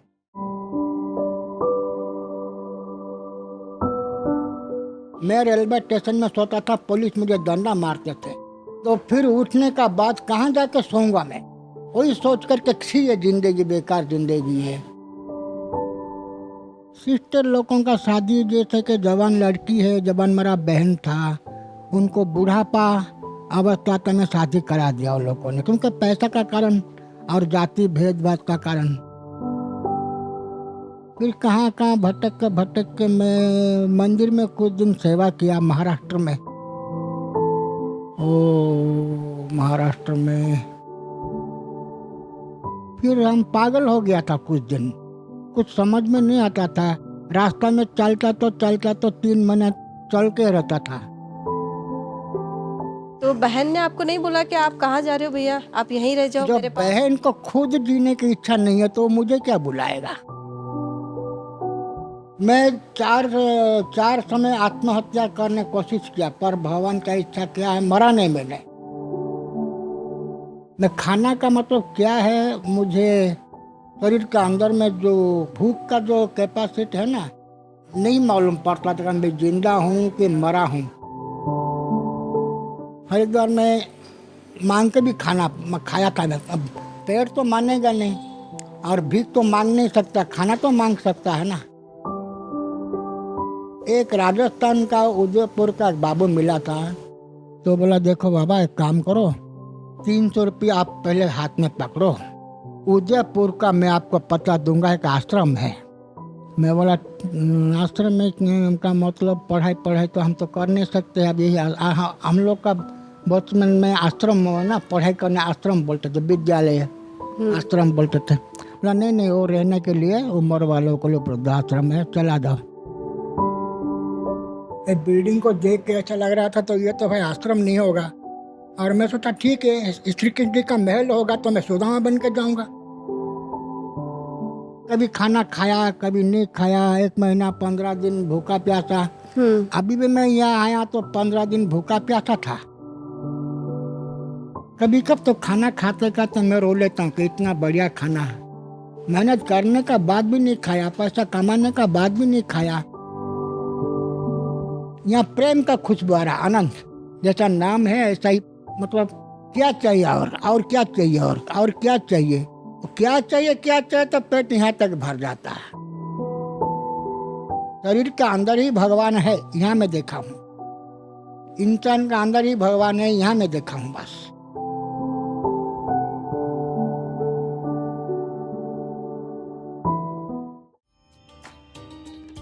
बुढ़ापा सिर्फ उम्र का बढ़ना नहीं है, ये वह दौर है जब इंसान को सबसे ज्यादा प्रेम, देखभाल और सम्मान की जरूरत होती है। तारा संस्थान के 6 वृद्धाश्रमों में सैकड़ों बुजुर्गों को आज सुरक्षित छत, भोजन और इलाज तो मिल रहा है, लेकिन उनके दिल को अब भी परिवार के अपनेपन और स्नेह की कमी महसूस होती है। 11,000 रुपये के सहयोग से तारा संस्थान के किसी एक वृद्धाश्रम में दोनों समय का भोजन आपकी ओर से कराया जाएगा। और यदि आप 21,000 रुपये का सहयोग देते हैं तो तारा संस्थान के सभी 6 वृद्धाश्रमों में एक समय का भोजन आपके नाम से कराया जाएगा। और यदि आप 51,000 रुपये का सहयोग करते हैं तो तारा संस्थान के 6 वृद्धाश्रमों में दोनों समय का भोजन आपकी तरफ से कराया जाएगा, ताकि हर बुजुर्ग तृप्ति के साथ साथ स्नेह और अपनापन भी महसूस कर सके। यह भोजन सहयोग आप अपने किसी परिजन के नाम पर या किसी के जन्मदिन, मैरिज एनिवर्सरी या किसी विशेष अवसर के उपलक्ष्य में भी करवा सकते हैं। आपकी सहायता सिर्फ दान नहीं है, यह आशा है, सम्मान है और किसी के लिए परिवार होने का एहसास है। अधिक जानकारी और दान के लिए तारा संस्थान उदयपुर से संपर्क करें 7821855743 या 7821855744। जब मन के आंगन को ढूंढा टटोला, बहुत याद आई तुम्हारी पिताजी। सुना था कि जब हम थे आए धरा पर, माँ मुस्कुराई थी आंसू बहाकर। तुम्हारा हृदय भी प्रफुल्लित हुआ था, बिताई कई रात लोरी सुनाकर। पूरे हुए दिल के अरमान अधूरे, हंसी खिलखिलाई तुम्हारी पिताजी। कदम दर कदम तुमने सपने संजोए, बहुत थोड़ी उम्मीदें दिल में जगाए। हमारे लिए क्या क्या झेला था तुमने, मुश्किल में भी सारे वादे निभाए। जब जब हमें संकटों ने था घेरा, बहुत याद आई तुम्हारी पिताजी। फिर से तुम्हारी कमी देखते हैं, आंखों में अपने नमी देखते हैं। जब आई खुशियों से मिलने की बारी, तुम्हारे बिना मुफलिसी देखते हैं। जब जब लगा मैं परेशान क्यों हूँ, बहुत याद आई तुम्हारी पिताजी। ये कविता जिन्होंने भी लिखी, मुझे ऐसा लगता है कि वो अपने पिता को बहुत मिस करते होंगे। और मेरे फादर जो हैं, उनकी थोड़ी तबीयत खराब हुई और उन्होंने दवाई लेने में थोड़ा गड़बड़ की, तो मैं उनको एक बार डॉक्टर के पास ले गया और मैंने शिकायती लहजे में जब बोला कि पापा ढंग से दवाई नहीं लेते हैं, तो डॉक्टर साहब ने पापा को थोड़ा डांटते हुए समझाया, आपको पता नहीं इनके लिए आपके क्या मायने हैं, आपका हाथ होना इनके पास कितनी बड़ी बात है, तो आप क्यों ऐसा करते हैं, दवा ढंग से लीजिए ताकि बच्चे जो हैं वो माता पिता का सुख ले सकें। और सच में माता पिता और बच्चों का रिलेशन है वो इस तरह का होता है कि माता पिता जब होते हैं तो एक ये एहसास रहता है कि कोई है, और इस कोई है में बहुत बड़ी ताकत होती है। मैं अपने पेरेंट्स के साथ रहता हूँ तो मेरे को हमेशा ये लगता है कि एक निश्चिंतता आती है कि कोई है, कि कोई मुसीबत होगी मैं मेरे पिता से डिस्कस कर लूँगा। मेरी भी उम्र काफ़ी हो गई, लेकिन फिर भी ये रहता है कि मैं मेरे पिता से वो चीज़ डिस्कस कर सकता हूँ।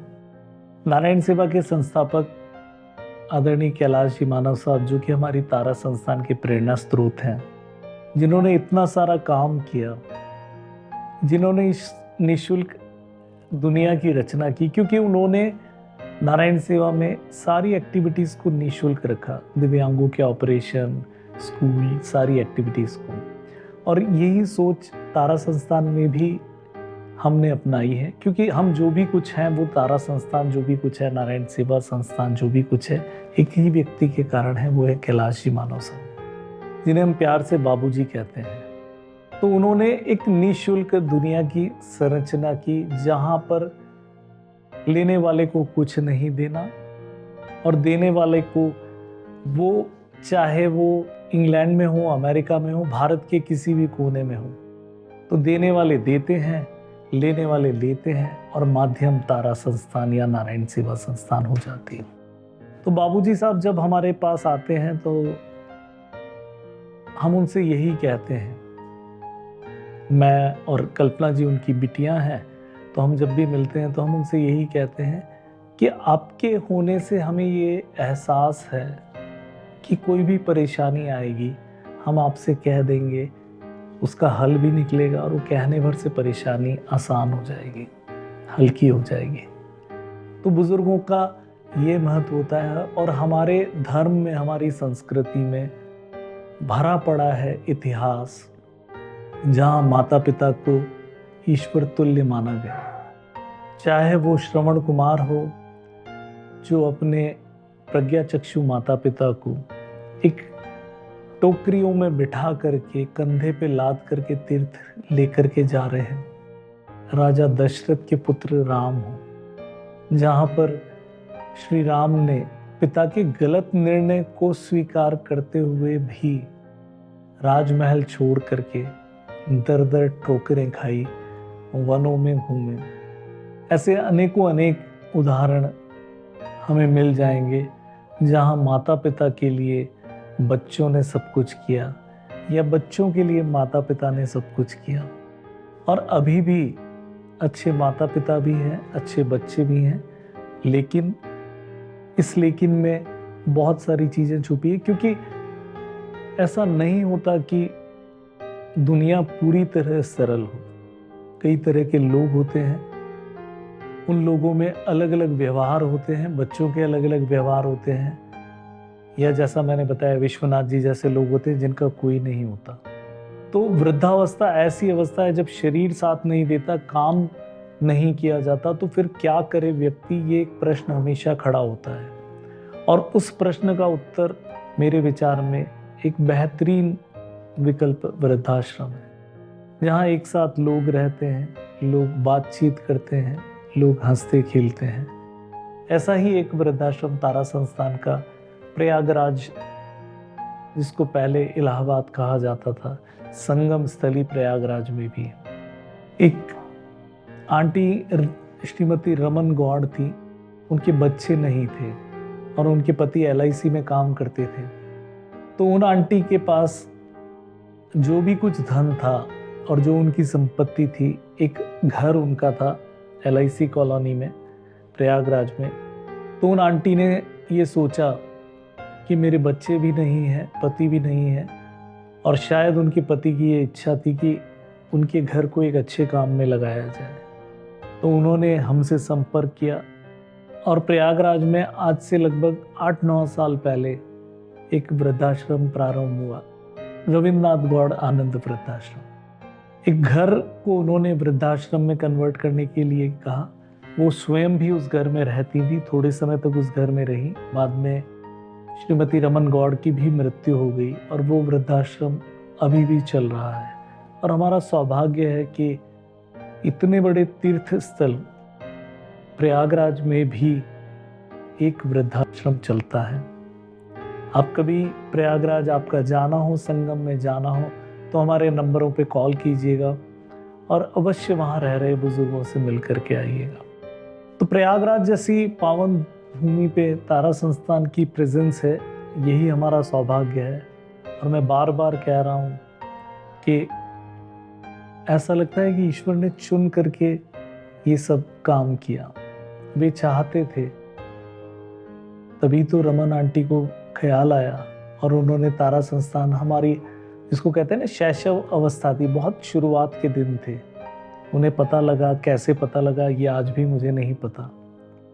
और उन्होंने पता लगने पर फ़ोन किया कि मैं एक वृद्धाश्रम खोलना चाहती हूँ मेरे घर में, तो क्या आप खोलेंगे? और तारा संस्थान ने एक नए वृद्धाश्रम की शुरुआत की।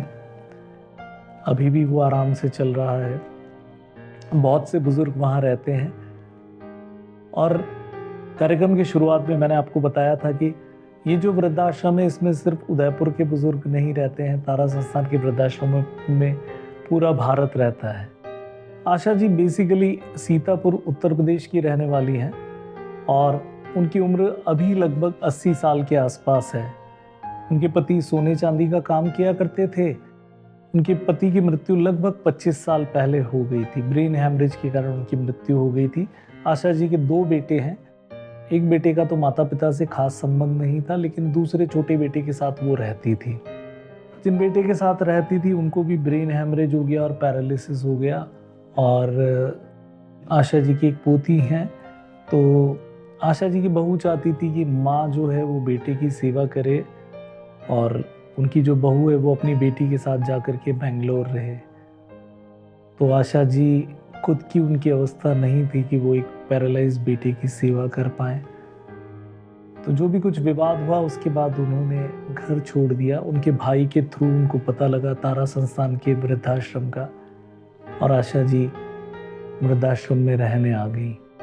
और अब वे मानती हैं कि उनकी स्थिति अच्छी है, लोगों के बीच में रहती हैं, खाना पीना अच्छा है, सारी सुविधाएं हैं। और उन सुविधाओं के बीच आशा जी को अब यहाँ उनका मन लग गया है। कहाँ, उत्तर प्रदेश का एक छोटा सा जिला सीतापुर, जहाँ से वो आई और आकर के उदयपुर में आकर के वो रहने लग गई। और पिछले 4-5 साल से जब से वो रह रही हैं, जब भी मेरी मुलाकात उनसे होती है वो खुश हैं। घर छोड़ने की तकलीफ़, परिवार को छोड़ने की तकलीफ़ वो अपनी जगह है, लेकिन जो भी मजबूरियां रही उसके बावजूद उन्हें एक नया घर मिल गया, जो कि ये वृद्धाश्रम है। और जैसा कि मैं आपको बार बार कह रहा हूँ कि ये जो वृद्धाश्रम है निःशुल्क यदि चलाना हो तो उनको चलाने के लिए धन की आवश्यकता होती है। तो आप तारा संस्थान की मदद कर सकते हैं हमारे इन प्रकल्पों को चलाने में। 11,000 रुपये का डोनेशन यदि आप देते हैं तो एक वृद्धाश्रम में दोनों समय का भोजन आपकी तरफ से हो पाएगा। 21,000 रुपये का सहयोग यदि आप देते हैं तो तारा संस्थान के 6 वृद्धाश्रम में एक समय का भोजन आपकी तरफ से हो पाएगा। और 51,000 रुपये का सहयोग यदि आप देते हैं तो तारा संस्थान के सभी वृद्धाश्रमों में दोनों समय का भोजन आपकी तरफ से हो पाएगा। तो यदि आप सक्षम हैं, आपको लगता है कि आप ऐसे बुजुर्गों के लिए कुछ करना चाहते हैं जिनका कोई नहीं है या जिनके अपनों ने उन्हें छोड़ दिया है, जो घर छोड़ करके एक नए घर में रह रहे हैं, खुश हैं, दुखी बिल्कुल नहीं है, लेकिन उनके भरण पोषण की जिम्मेदारी जब तारा संस्थान की आती है तो हमें आपका साथ चाहिए होता है। और आप और हम मिल करके ये जो 350 के आसपास बुजुर्ग हैं इनके जीवन को सुखद सफल बना सकते हैं। तो आप हमारे नंबर पे कॉल कर सकते हैं और हमें खुशी होगी यदि आप तारा संस्थान से जुड़ेंगे। तो अंदर से ममता की कचोट आती है, वो थोड़ा दिल हिलाती है कि मेरा बेटा ना बीमार होता तो हमें आना होता है। बहुत प्यार करता था बेटा मेरा, लेकिन खुद मजबूर हो गया। हम यूपी के आगे सीतापुर है, वहाँ के रहने वाले हैं। हमारे हस्बैंड जो थे सोने चांदी का काम करते थे, उनको ब्रेन हेमरेज हो गया था। 14 साल बिस्तर रहे, उसके बाद में एक्सपायर हो गए। 2 बच्चे हैं, छोटे वाले के साथ हम रहते थे और वो उसको भी ब्रेन हेमरेज हो गया, पैरालाइज पूरे दाहिने साइड में है। बहू चाहती थी कि हम बेटी के साथ बंगलौर शिफ्ट हो जाएं, और तुम जो है बेटे के साथ में रहो, बेटे को देखो। मेरा शरीर नहीं साथ दे रहा है, इस वजह से बहू से थोड़ा कहा सुनी हुई। उसने कहा कि ऐसा नहीं कर सकती हो तो तुम जाओ। ये संसार है, सामने को देखने को मिल रहा है प्रत्यक्ष कि क्या है दुनिया, कोई किसी का नहीं है। हमें तकलीफ ये होती है कि हमने कभी सोचा नहीं था कि क्या ऐसी भी स्थिति आ जाएगी, अपने ही घर से निकलना पड़ेगा। बहुत कष्ट होता है अपने घर से निकलना, लेकिन मजबूरी आदमी को सब कुछ करा लेती है। तारा संस्था हमने मोबाइल पे देखा था, मेरे भाई फिर यहाँ से जुड़े हुए थे, उन्होंने आके यहाँ देखा, उनको सब चीज़ यहाँ पसंद आई, 3 दिन आके रुके यहाँ। उसके बाद में जाके हमसे कहा कि हाँ ठीक है, चलो ठीक है, वहीं छोड़ देंगे। हमें बहुत अच्छा लग रहा है, यहाँ पे सारी सुविधाएं हैं, किसी चीज़ की कोई तकलीफ नहीं है। यहाँ पे टाइम से सब नाश्ता खाना सब बदल बदल के मिलता है, रात को दूध भी मिलता है। तबीयत मेरी खराब हो गई थी, मुंह में सब छाले पड़ गए थे यहाँ से यहाँ तक, बराबर ले जाकर हमको डॉक्टर को दिखाया, ताकि किसी चीज़ की दिक्कत नहीं है हमें। अपने दिल से बिल्कुल हार्दिक करना चाहते हैं कि उनकी वजह से हम लोगों की ज़िंदगी सफल है। बहुत दिल से उनको धन्यवाद करना चाहते हैं।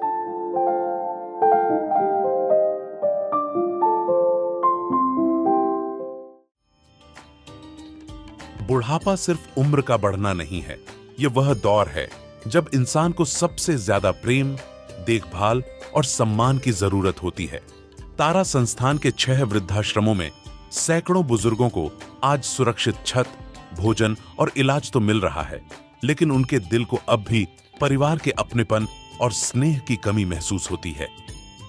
11,000 रुपये के सहयोग से तारा संस्थान के किसी एक वृद्धाश्रम में दोनों समय का भोजन आपकी ओर से कराया जाएगा।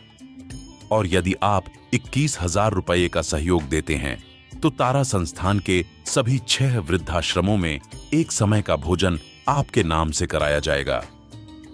और यदि आप 51,000 रुपये का सहयोग करते हैं तो तारा संस्थान के 6 वृद्धाश्रमों में दोनों समय का भोजन आपकी तरफ से कराया जाएगा, ताकि हर बुजुर्ग तृप्ति के साथ साथ स्नेह और अपनापन भी महसूस कर सके। यह भोजन सहयोग आप अपने किसी परिजन के नाम पर या किसी के जन्मदिन, मैरिज एनिवर्सरी या किसी विशेष अवसर के उपलक्ष्य में भी करवा सकते हैं। आपकी सहायता सिर्फ दान नहीं है, यह आशा है, सम्मान है और किसी के लिए परिवार होने का एहसास है। अधिक जानकारी और दान के लिए तारा संस्थान उदयपुर से संपर्क करें 7821855743 या 7821855744।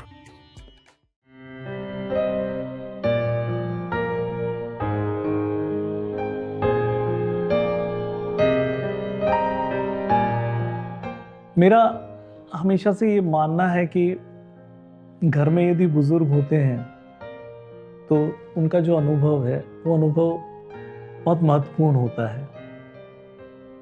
ऐसे ही एक अनुभव की कहानी जो बच्चे माता पिता से सीख सकते हैं, मैंने कहीं पढ़ी थी कि एक नवयुवक था, वो अपने परिवार के साथ रहता था, पत्नी, बच्चे और उनकी बुजुर्ग माँ भी थी। अच्छे तरह से संपन्न परिवार था, एक फ्लैट में वो रहते थे।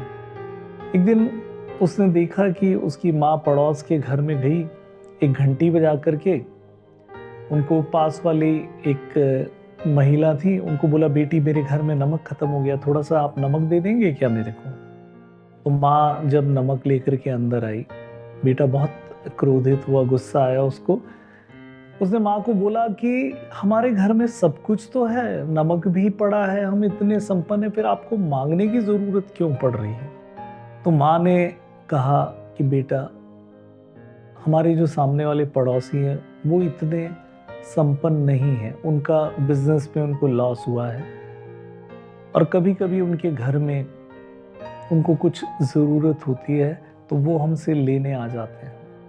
मैं सिर्फ उनसे इसलिए मांगने गई कि उनमें ये हीन भावना ना आए कि हम कुछ मांग रहे हैं। कभी भी वो आए, उनका स्वागत है, हम हमेशा उनको देते हैं। तो उनकी हीन भावना को दूर करने के लिए मैं मांगी। बेटी की आंखें भर आई माँ के सम्मान को लेकर के। तो ऐसी सीख एक माँ या पिता ही तो दे सकते हैं बच्चों। तारा संस्थान से हम जो भी लोग जुड़े हैं वो अपने आप को बहुत सौभाग्यशाली मानते हैं कि हमें 350 से ज़्यादा माता पिता का अनुभव मिल रहा है, आशीर्वाद मिल रहा है। हर क्षण हम वो आशीर्वाद महसूस करते हैं, प्रत्यक्ष परोक्ष किसी भी स्वरूप में। जिस उंगली ने बचपन में चलना सिखाया था, अकारण रूठने पर भी मुझको मनाया था, माता पिता है मेरे अंतर्मन ने मुझे बताया था। पूरी नहीं होती थी जब जब मांग कोई मेरी, येन केन प्रकरण मुझको हंसाया था। मार्ग में असंख्य बाधाएं अनवरत आती रहीं, विषम परिस्थितियों में आगे बढ़ना सिखाया था। माता पिता है मेरे, मुझे अंतर्मन ने बताया था। ये अंतर्मन जो होता है वो सब कुछ जानता है। बच्चे यदि माता पिता के साथ कुछ गलत करते हैं, वो खुद को कितना भी लॉजिक दे दें, लेकिन मन में उन्हें पता होता है कि मैं सही नहीं कर रहा हूँ। कई बार वृद्धाश्रम के बुजुर्गों से मैं मुलाकात करता हूँ तो माता पिता बच्चों से रुष्ट हो सकते हैं, बच्चों से परेशान हो सकते हैं, लेकिन वो बच्चों का बुरा कभी नहीं चाहते। ये 100% मेरा अनुभव है। बहुत से माता पिता ऐसे हैं जिनके बच्चों ने उनकी प्रॉपर्टी पे कब्जा कर लिया और फिर उन्हें छोड़ दिया। उनकी प्रॉपर्टी हथियाली, बहुत सारी कहानियाँ, बहुत सारे ऐसे अनुभव हमें सुनने को मिलते हैं कि पिता की मृत्यु हो गई, माँ के नाम पे मकान था तो बेटे ने मकान खुद के नाम करवा दिया या बिकवा दिया कि मम्मी हम ये मकान बेच देते हैं, हम कहीं और इससे बड़ा मकान ले लेंगे, थोड़ा पैसा मैं मिला दूंगा, थोड़ा इस मकान से पैसा आएगा। और फिर वो मकान अपनी पत्नी के नाम या खुद के नाम खरीद लिया। माँ बेचारी क्या कहेगी ऐसे। लेकिन फिर भी जो बुजुर्ग, जो वृद्ध तारा संस्थान के वृद्धाश्रमों में रहने आते हैं, कई बार डिस्ट्रिक्ट लीगल सेल या जिला विधिक सेवा प्राधिकरण के वकील या जज साहब आकर के कहते हैं कि आप चाहें तो अपने बच्चों पे केस कर देते हैं। लेकिन मैंने एक भी अनुभव ऐसा नहीं देखा जिसमें माता पिता ने ये बोला हो कि नहीं चलिए हम बच्चों पे केस करते हैं, हमें हमारी प्रॉपर्टी वापस लेनी है जो हमने बच्चों को दी। क्योंकि आज का जो कानून है उसमें माता पिता ने यदि बच्चों के नाम प्रॉपर्टी कर दी तो वो ले सकते हैं वापस। लेकिन मैंने एक भी माता पिता ऐसे नहीं देखे जिन्होंने बच्चों से प्रॉपर्टी वापस लेने के लिए केस किया। उसके पीछे बहुत सारे कारण हैं कि वो ये मानते हैं कि चलिए अब जो भी हुआ बच्चे खुश रहें, जो कि अगर लॉजिकली देखें तो गलत भी लग सकता है। लेकिन जो हमारा समाज है ना, उसका ताना बाना ही कुछ ऐसा है। बच्चे माता पिता के साथ बुरा कर जाते हैं, लेकिन माता पिता बच्चों के साथ rarest of the rare event में बुरा करते होंगे। मैंने तो कोई नहीं देखे अभी तक। यहाँ तारा संस्थान के वृद्धाश्रमों में 14 साल की जर्नी हो गई है। नहीं करते हुए कुछ 1000 लोग यहाँ आए रहे। मृत्यु का आंकड़ा देखें तो सैकड़ों में मृत्यु भी हुई। मृत्यु होने के बाद अंतिम संस्कार में भी बच्चे नहीं आए। 99%, 99% केसेस में शव लेने भी बच्चे नहीं आते। लेकिन माता पिता ने कभी किसी बच्चे को बद्दुआ नहीं दी। मुझे याद है एक अंकल आंटी रहते थे जब तारा संस्थान का वृद्धाश्रम शुरू हुआ था। दोनों पूरी तरह बेड रिडन थे। उनका परिवार पंजाब के एक शहर में रहता था जहाँ स्वर्ण मंदिर, अमृतसर में। जब अंकल को कैंसर था और अंकल की बहुत दयनीय अवस्था थी, फिर भी वो कुछ साल रहे। और जब अंकल की मृत्यु हुई तो आंटी, उनको आर्थराइटिस था, वो ढंग से बैठ भी नहीं पाती थी, बिस्तर पे लेटी रहती थी। अच्छे परिवार से वो दोनों थे, तो उनके जब आंटी की मृत्यु हुई रात को 2-3 बजी थी, तो मैंने उनके परिवार में सूचना दी और मैंने उनको बोला कि हम अंकल का अंतिम संस्कार यहीं कर देते हैं। तो उनका जो जवाब था वो सुनकर के मैं सन्न रह गया कि उनका ये कहना था कि नहीं नहीं नहीं नहीं, हम तो हमारे पिता जो हैं उनको तो हम हमारे शहर में ही उनका अंतिम संस्कार करेंगे कि समाज क्या कहेगा। तो मैंने कहा फिर आप में से कोई आ जाइए, पिता की बॉडी साथ में लेकर के जाइए। तो बोले नहीं नहीं, मम्मी है ना, मम्मी लेकर के आ जाएंगी और आप सारा खर्चा हम दे देंगे, आप चिंता मत करिए। जो भी एम्बुलेंस 2 गाड़ी में आप भेज दीजिए, एक में शव भेज दीजिए और एक में मम्मी आ जाएंगी, क्योंकि उनकी मम्मी भी बैठ नहीं सकती थी, तो उनके लिए भी एक एम्बुलेंस चाहिए थी लेटे लेटे। बच्चे ये नहीं समझ रहे कि मेरी बूढ़ी माँ जो कि पूरी तरह से बेडरिडन है, वो कैसे उदयपुर से अमृतसर तक का सफर एक गाड़ी में तय करेगी। लेकिन ये बिल्कुल हकीकत है, ऐसा ही हुआ। माँ भी बच्चों का सिर शर्म से झुकने नहीं देना चाहती थी, तो माँ भी गई। 2 एम्बुलेंस में गए, फिर भी हमारा मन नहीं माना, तो हमने एक हमारे साथ हमारे हॉस्पिटल में एक नर्सिंग स्टाफ था, उसको अमृतसर भेजा। उनके बच्चे उदयपुर के पास थे, तो भी उनके बच्चों में से या पोते पोतियों में से कोई लेने नहीं आया।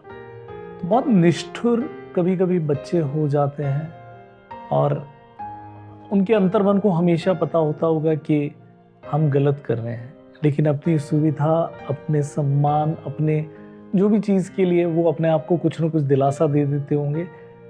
मेरे लिए हमेशा वो प्रश्न रहेगा। वो घटना आज से 10 साल पुरानी होगी, लेकिन मैं जब भी उसको सोचता हूँ तो मेरे को इतना गुस्सा आता है। जिस शरीर के अंदर प्राण नहीं है उसका अंतिम संस्कार कहीं भी हो जाता, क्या फर्क पड़ता, माँ को तकलीफ तो ना होती।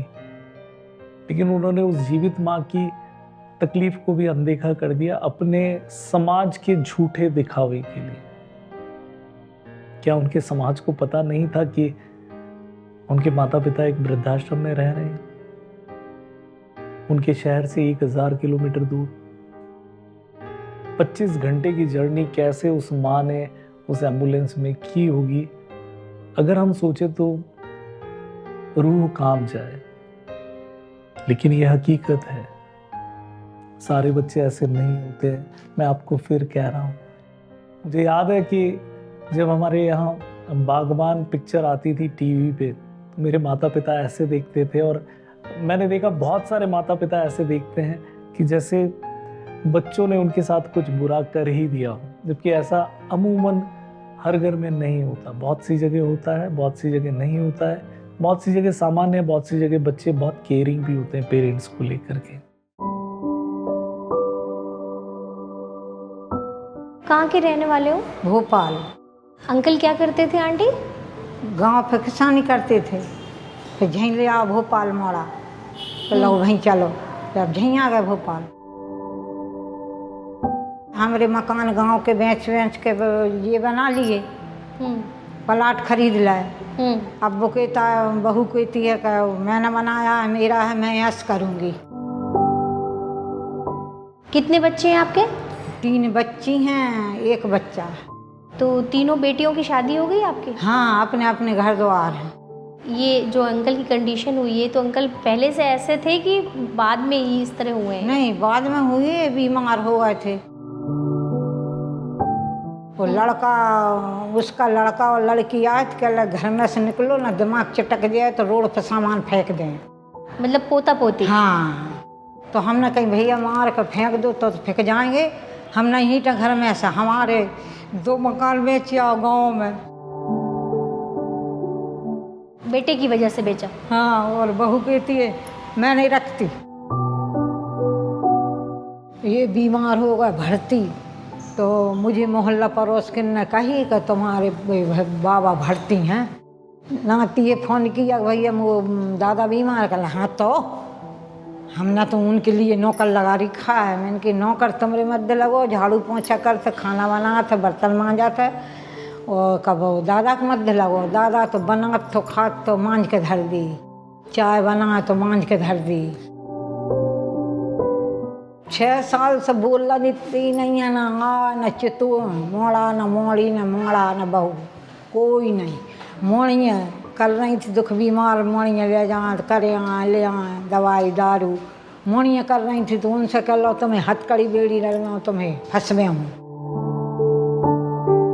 फिर मोड़ियों ने पता लगाओ वकील द्वारा, वकील ने बताया यहाँ को, फिर जा लेके मोड़ियाँ आई बेकार गई। मोड़ियाँ फोन पर बात करता भैया आएंगी देख आएंगी। तो आंटी 1 महीना हुआ जब तारीख है एक है, कभी पूछी नहीं है, नाती न नतला ने न बहू ने न मोड़ा ने कहाँ है कित गए। तो आपकी 3 बेटी हैं, दामाद हैं, उन्होंने कभी नहीं कहा कि हम रखेंगे? कही थी हम रखेंगे, हम नहीं रहे, ये कह मोड़ियों का नहीं रहे। मोड़ा के तो वो प्लाट और ज़मीन मेरे नाम कर दो तो राखूं। अब सब लोग बोलते हैं नाम कर मत दियो, नाम करवा कर तो मैं फुटफा पे निकाल दे भगा दे। बोलते हैं रोज मती आँखें फूट ये हैं तो अब पानी दे रही है, फिर पानी कौन देगा? ऐसे अंकल बिल्कुल सही कह रहे हैं अंकल कि आप ठीक रहोगी तभी तो अंकल का ध्यान रखोगी, वरना इनका ध्यान कौन रखेगा? हाँ। आंटी आपको तारा संस्थान के बारे में, ये वृद्धाश्रम के बारे में कैसे पता चला था? एक हमने वकील द्वारा पता लगाओ मोड़ियों ने, तो वो वकील ने बताया, इसलिए फिर मोड़ी लेके आई। तो अभी आपको कैसा लग रहा है यहाँ अच्छा लग रहा, वैकुंठ धाम घाई लग रहा, पूरी सुविधा है और सब सामान मिल रहा है यहीं से, मंजन बुरश साबुन निरमा सब चीज़। डॉक्टर आते हैं, दवाई देते हैं, बीपी होती है, चेकअप होता है। तारा संस्थान को धन्यवाद कहते हैं, हाथ जोड़ कर सब कुछ किया हमारे लिए, आपको धन्यवाद।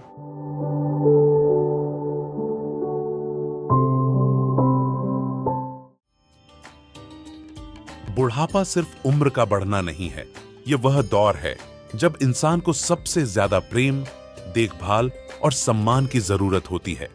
तारा संस्थान के 6 वृद्धाश्रमों में सैकड़ों बुजुर्गों को आज सुरक्षित छत, भोजन और इलाज तो मिल रहा है, लेकिन उनके दिल को अब भी परिवार के अपनेपन और स्नेह की कमी महसूस होती है। 11,000 रुपये के सहयोग से तारा संस्थान के किसी एक वृद्धाश्रम में दोनों समय का भोजन आपकी ओर से कराया जाएगा। और यदि आप 21,000 रुपये का सहयोग देते हैं तो तारा संस्थान के सभी 6 वृद्धाश्रमों में एक समय का भोजन आपके नाम से कराया जाएगा। और यदि आप 51,000 रुपये का सहयोग करते हैं तो तारा संस्थान के 6 वृद्धाश्रमों में दोनों समय का भोजन आपकी तरफ से कराया जाएगा, ताकि हर बुजुर्ग तृप्ति के साथ साथ स्नेह और अपनापन भी महसूस कर सके। यह भोजन सहयोग आप अपने किसी परिजन के नाम पर या किसी के जन्मदिन, मैरिज एनिवर्सरी या किसी विशेष अवसर के उपलक्ष्य में भी करवा सकते हैं। आपकी सहायता सिर्फ दान नहीं है, यह आशा है, सम्मान है और किसी के लिए परिवार होने का एहसास है। अधिक जानकारी और दान के लिए तारा संस्थान उदयपुर से संपर्क करें 7821855743 या 7821855744।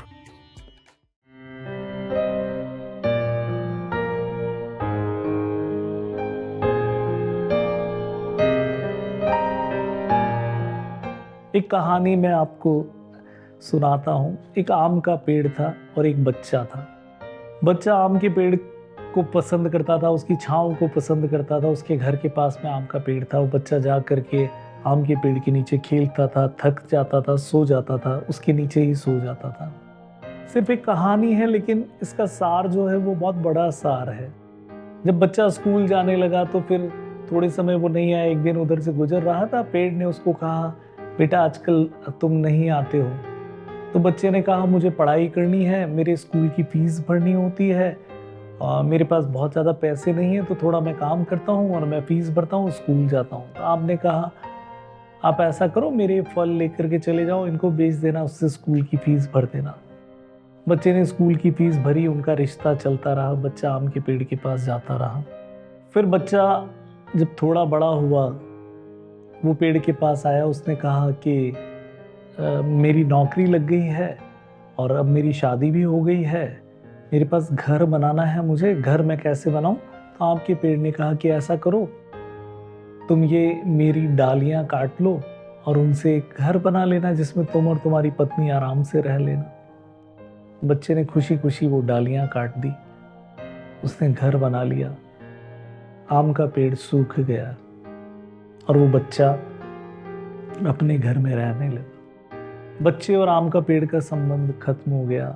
वो बच्चा उस घर में रहने लगा और फिर एक दिन आम का पेड़ जर्जर हो चुका, सूख चुका, उसके नीचे एक बूढ़ा आदमी आया।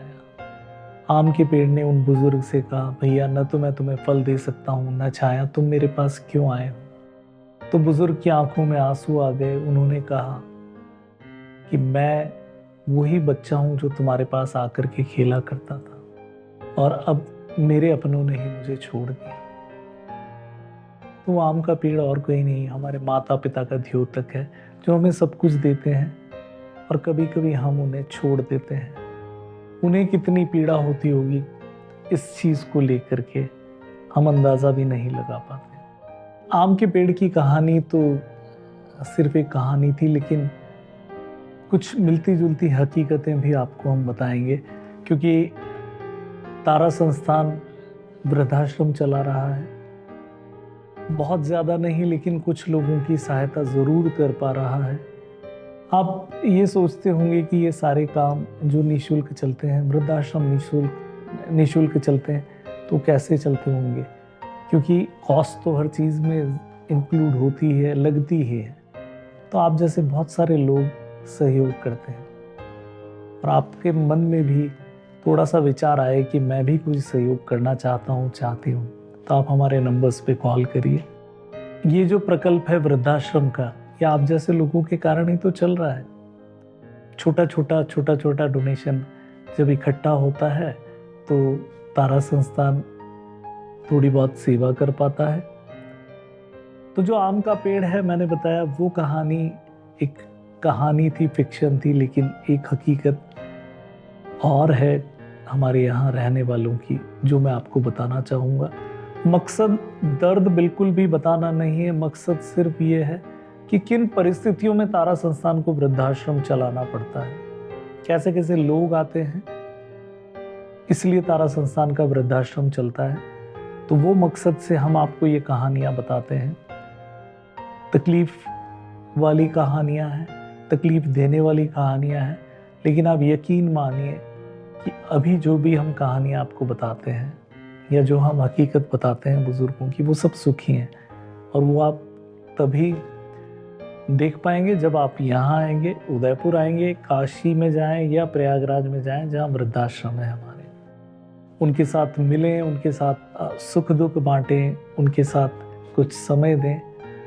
डोनेशन तो आप दे ही रहे हैं और आगे भी देते रहेंगे, ऐसा हमारा मानना है। लक्ष्मी जी शर्मा हैं जो मथुरा की रहने वाली हैं। इनके पति टेलर का काम करते थे। लक्ष्मी जी भी सिलाई करती थी और घर चलाने में हाथ बटाती थी। 5 बच्चे थे इनके और ठीक ठाक जिंदगी चल रही थी। एक दिन उनके पति की अचानक मौत हो गई, हार्ट अटैक हुआ उन्हें और वो चले गए। उस दिन के बाद लक्ष्मी की जिंदगी कठिन हो गई। उन्होंने अकेले ही अपने बच्चों को पाला पोसा, घर चलाने के लिए कभी सिलाई की, कभी एक अस्पताल में नौकरी की। वो बताती हैं कि घर चलाने के लिए उन्हें दिन रात काम करना पड़ता था और जो अस्पताल था उसमें वृद्धाश्रम जो चलता था पास में, उसकी माताओं की भी वो सेवा करती थी। और जब दूसरों की ज़्यादा देखभाल करने लगी, काम ज़्यादा करने लगी, खुद की सेहत पे ध्यान नहीं रहा, तो उनकी तबीयत बिगड़ने लगी। 4 महीने तक वो बिस्तर से नहीं उठ पाई। ये बात उन्होंने बेटे को नहीं बताई, बहू को कहा, लेकिन बहू ने बेटे को कुछ नहीं बताया। हालत ज़्यादा ख़राब हुई तो उन्होंने बड़ी बेटी को बुलाकर कहा कि मुझे डॉक्टर को दिखा दो, नहीं तो मैं मर जाऊंगी। हॉस्पिटल में जांच हुई, डॉक्टर ने उनको कैंसर डिटेक्ट किया। बेटी उन्हें बेटे के पास ले आई। 1 महीने तक तो बेटे ने इलाज कराया, लेकिन हर दिन ताने देता कि इतने पैसे कहाँ से लाऊं, तुम्हारा इलाज कैसे कराऊं। फिर बेटा उन्हें वापस गांव छोड़ के आ गया। इलाज अधूरा रह गया। लक्ष्मी जी अकेली बीमारी से लड़ती रहीं। गांव वाले कभी मदद कर देते, लेकिन रोज डॉक्टर के पास कौन ले जाए। लक्ष्मी जी की तबीयत खराब ज़्यादा होने लगी तो बेटे के पास, जो बेटा उदयपुर में ही रहता था, तो गांव से वापस उदयपुर आई। लेकिन थोड़ा सा ठीक हुई तो बहू ने कहा कि नहीं, इनको वापस गांव छोड़ करके आ जाओ। लक्ष्मी जी को लगा कि बिना इलाज के तो मैं मर जाऊंगी। तो वो इतना परेशान हुई कि उन्होंने घर छोड़ दिया और ये सोच करके कि जो भगवान चाहेगा वो मेरे साथ होगा, वो घर छोड़ करके सड़क पे चलती रही, भटकती रही। एक दुकान के बाहर सो गई तो वहाँ पर दुकान खोलने आई एक महिला ने उनसे कहा कि यहाँ एक तारा संस्थान है, उसका वृद्धाश्रम है, तो आप वृद्धाश्रम में चले जाओ। तो वो तारा संस्थान में कल्पना जी के पास आई, कल्पना जी से मिली और फिर उनको वृद्धाश्रम में प्रवेश दे दिया गया। तो लक्ष्मी जी कुछ कुछ उस आम के पेड़ की तरह हैं जिन्होंने अपना सब कुछ बच्चों के लिए दिया। बिना पति के आप सोचिए एक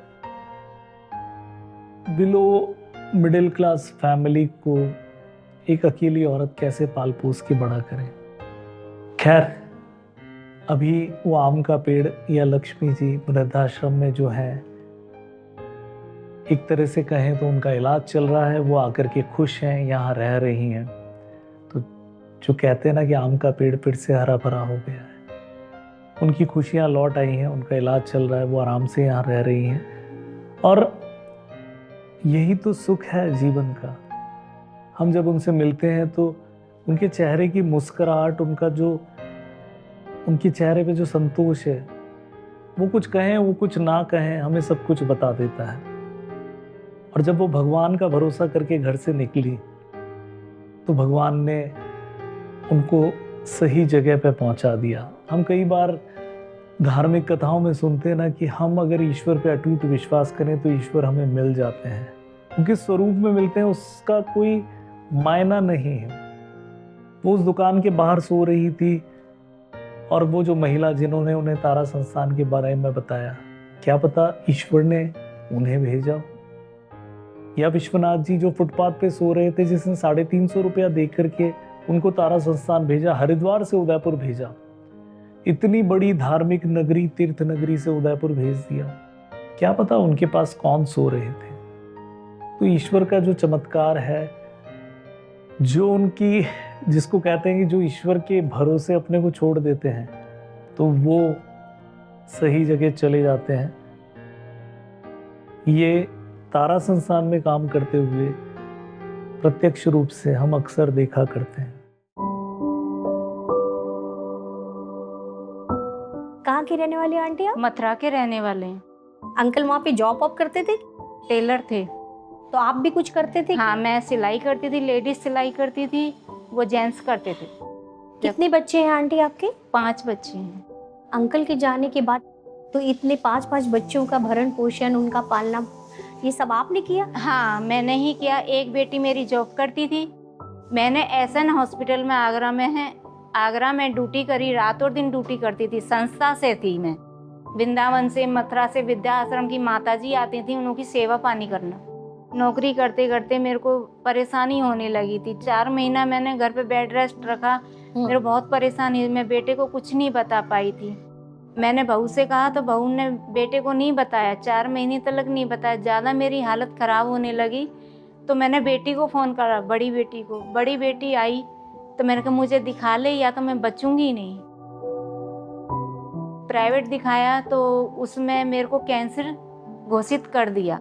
मेरी बेटी मेरे को बेटे के पास छोड़ने गई तो 1 महीने तक बेटे ने बहुत परेशान करा मुझे कि अब मैं कहाँ से लाऊंगा पैसा और तुम्हारा इलाज कैसे कराऊंगा। तो वो बेटा मुझे आगरा छोड़ के अपनी बहू को लेके उदयपुर आ गया। गांव में मेरी ज़्यादा हालत ख़राब होने लगी। वैसे गांव बहुत सहयोग करता था मेरे लिए, पर बीमारी के लिए रोज़ रोज़ कौन ले जाता मुझे। गांव वालों ने मेरा इतना सहयोग करा कि मेरे बेटे तक को फ़ोन करा कि अपनी माँ को ले जाओ यहाँ से। जब उन्होंने बुलाया बेटे को तो वो लेके चले, बेटा लेके यहाँ आ गया। फिर 2 महीने इलाज करवाया उसने मेरा। बहू कहती थी अब इन्हों के 2 महीने इलाज करवा दिए, चलने फिरने लायक हो गई हैं, अब इन्हों को गाँव छोड़ दो, हम पे इतना खर्चा नहीं झेला जाएगा इन्हों का। मैं कहती मैं गाँव किसके ऊपर रहूंगी, मैं यही तो मेरा सहारा है, इसी के पास रहूंगी मैं। मुझसे ये बात कह दी कि हम तलाक ले रहे हैं, अगर तुम यहाँ रहोगी तो तलाक ले लेंगे। मैं फिर यहाँ से निकल के उदयपुर में निकल गई रात को, कुछ भी रास्ता नजर नहीं आया मुझे, मैं निकल गई, भगवान का ठाकुर जी का नाम लेके निकल चुकी, जो परमात्मा करेगा वो होगा मेरे साथ।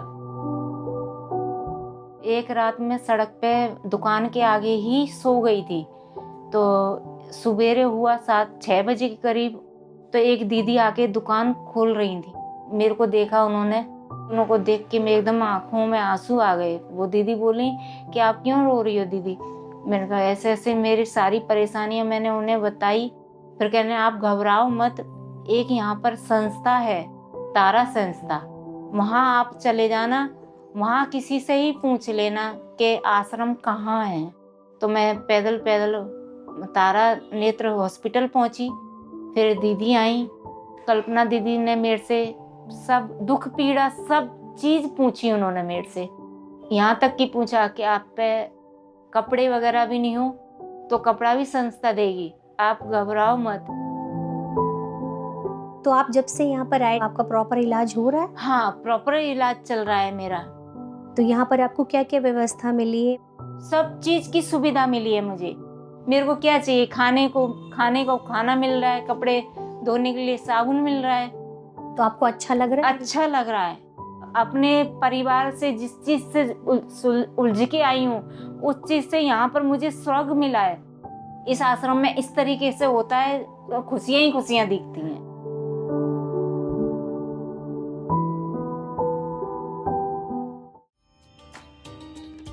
बुढ़ापा सिर्फ उम्र का बढ़ना नहीं है, ये वह दौर है जब इंसान को सबसे ज्यादा प्रेम, देखभाल और सम्मान की जरूरत होती है। तारा संस्थान के 6 वृद्धाश्रमों में सैकड़ों बुजुर्गों को आज सुरक्षित छत, भोजन और इलाज तो मिल रहा है, लेकिन उनके दिल को अब भी परिवार के अपनेपन और स्नेह की कमी महसूस होती है। 11,000 रुपये के सहयोग से तारा संस्थान के किसी एक वृद्धाश्रम में दोनों समय का भोजन आपकी ओर से कराया जाएगा। और यदि आप 21,000 रुपये का सहयोग देते हैं तो तारा संस्थान के सभी 6 वृद्धाश्रमों में एक समय का भोजन आपके नाम से कराया जाएगा। और यदि आप 51,000 रुपये का सहयोग करते हैं तो तारा संस्थान के 6 वृद्धाश्रमों में दोनों समय का भोजन आपकी तरफ से कराया जाएगा, ताकि हर बुजुर्ग तृप्ति के साथ साथ स्नेह और अपनापन भी महसूस कर सके। यह भोजन सहयोग आप अपने किसी परिजन के नाम पर या किसी के जन्मदिन, मैरिज एनिवर्सरी या किसी विशेष अवसर के उपलक्ष्य में भी करवा सकते हैं। आपकी सहायता सिर्फ दान नहीं है, यह आशा है, सम्मान है और किसी के लिए परिवार होने का एहसास है। अधिक जानकारी और दान के लिए तारा संस्थान उदयपुर से संपर्क करें 7821855743 या 7821855744।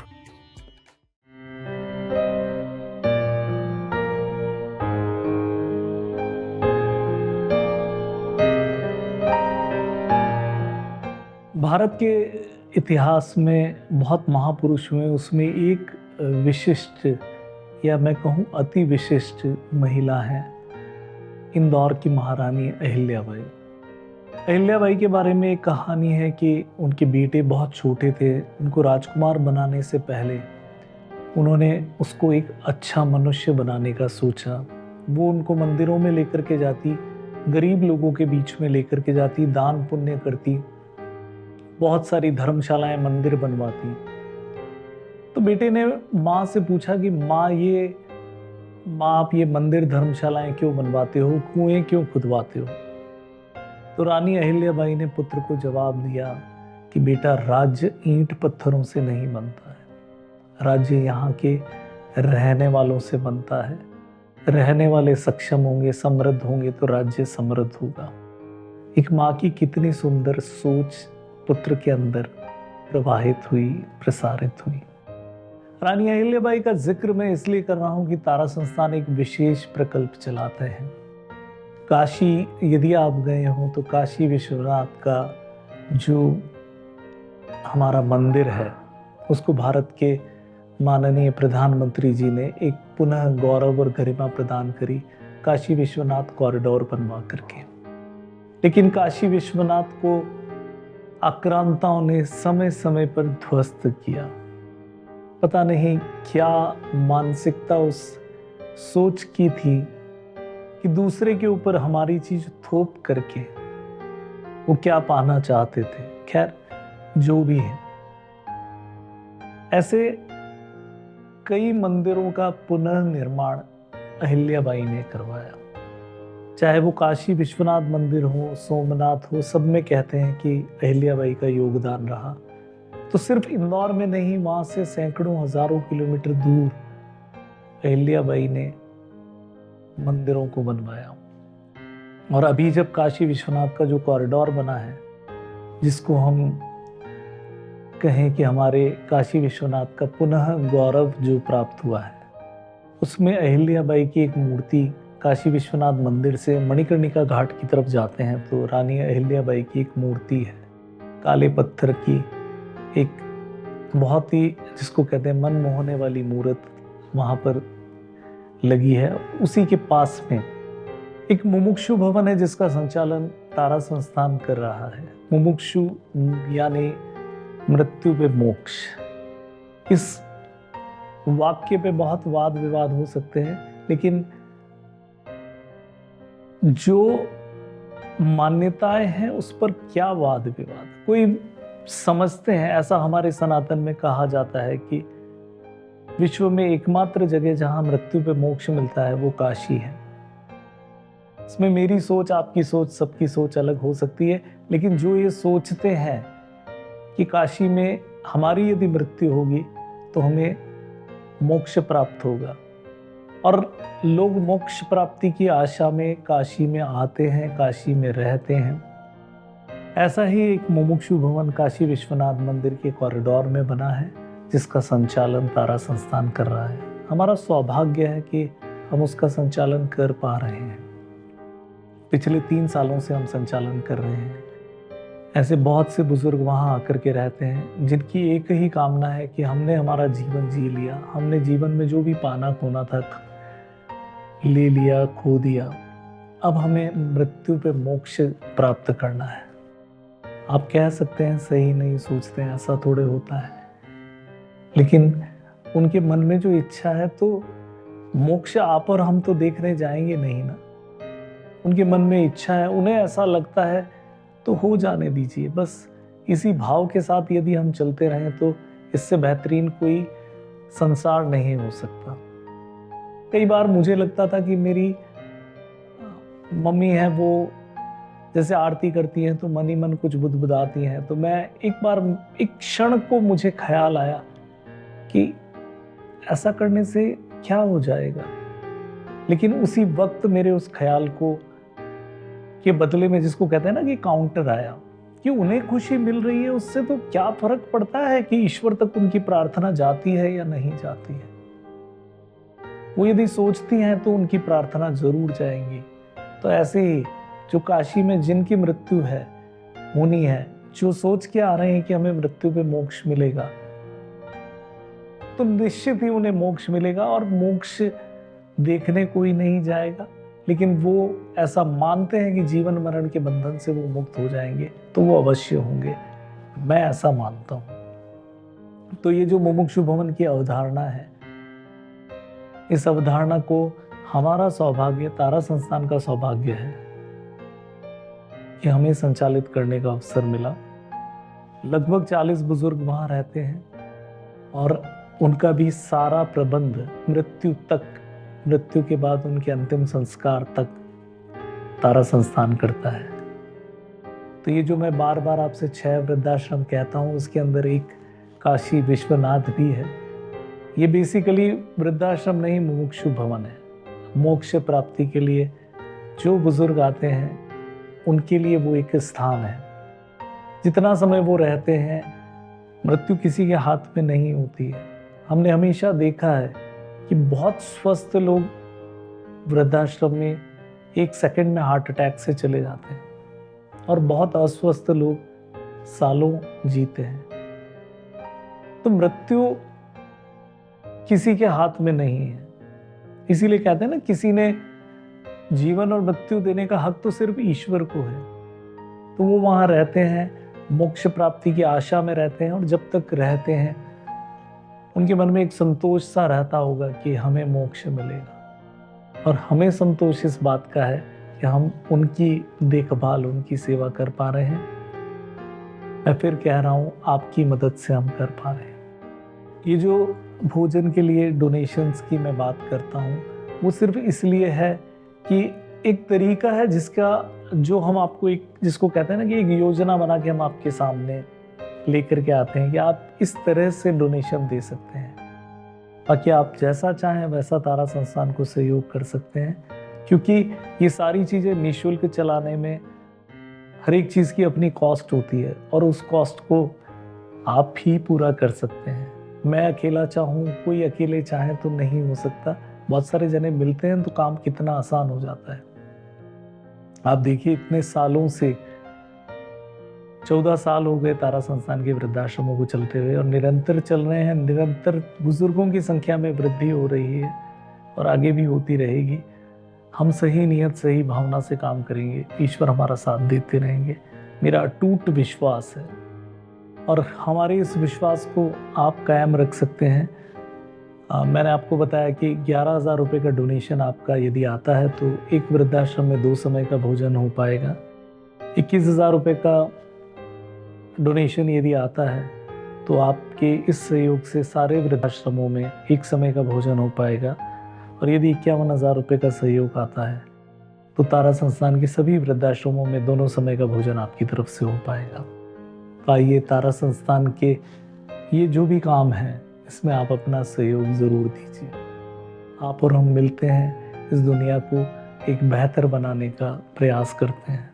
मैंने ग्रंथों में पढ़ा है, विद्वानों से सुना है, काशी में मरने के बाद जीवन मरण से इंसान छूट जाता है। आप कहाँ से हो? हम प्रयागराज, इलाहाबाद।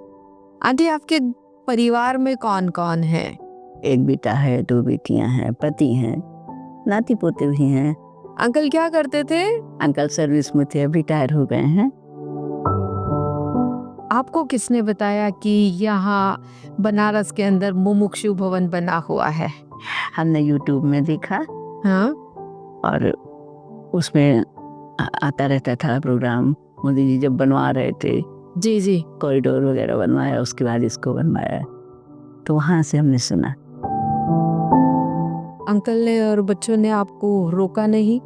साहब, हमारे पति ने बहुत रोका। हम चाहते हैं, हमारे पति भी आकर रहे हैं, लेकिन उनका नहीं मन लगेगा। आएंगे वो कल परसों देखने, लेकिन सिर्फ इसीलिए आएंगे कि हमें ले जाने के लिए। अच्छा, लेकिन हम जाना नहीं चाहते हैं, हम बिल्कुल नहीं जाना चाहते। कोई बात नहीं, आप आराम से यहाँ रहिए। बस आप हमें सिर्फ इतना आश्वासन दीजिए कि आज आपके भरोसे हम घर छोड़ रहे हैं, कल आप तो हमको नहीं छोड़ने। नहीं आदि, हम यही रहना चाहते।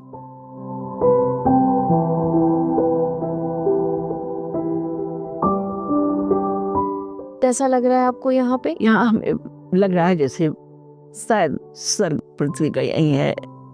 यहाँ का रहन सहन, वातावरण, उसके बाद फिर शंकर जी का बाहर निकल के तो कॉरिडोर है, विश्वनाथ का मंदिर, बाहर निकल के बैठ जाए, चलने नहीं पाते हैं, हमारा आधा शरीर बेकार है।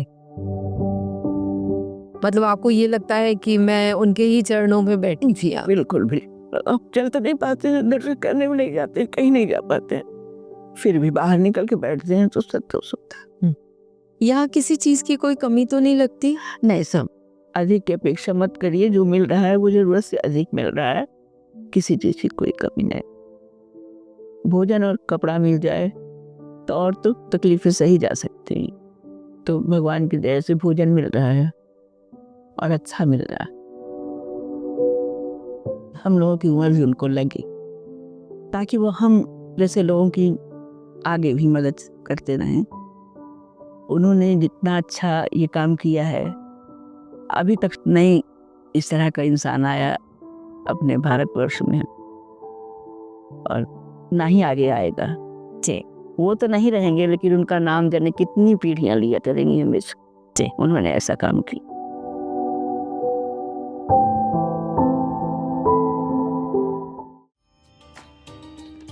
बुढ़ापा सिर्फ उम्र का बढ़ना नहीं है, ये वह दौर है जब इंसान को सबसे ज्यादा प्रेम, देखभाल और सम्मान की जरूरत होती है।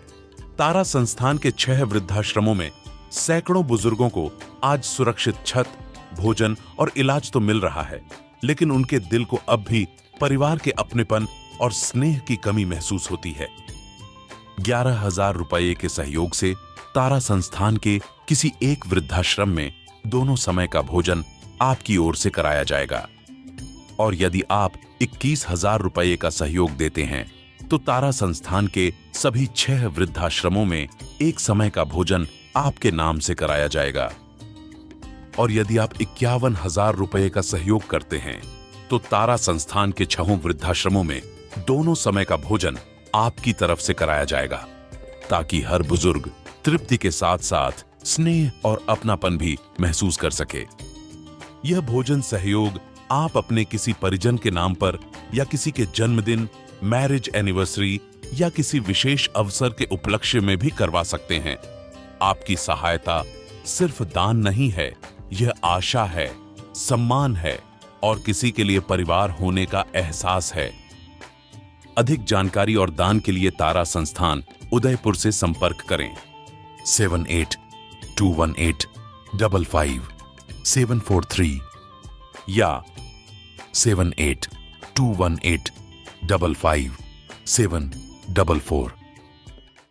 कुछ पंक्तियां पिता के लिए एक बच्ची ने कही, मैं सिर्फ वो अंत में आपको कहना चाहूँगा।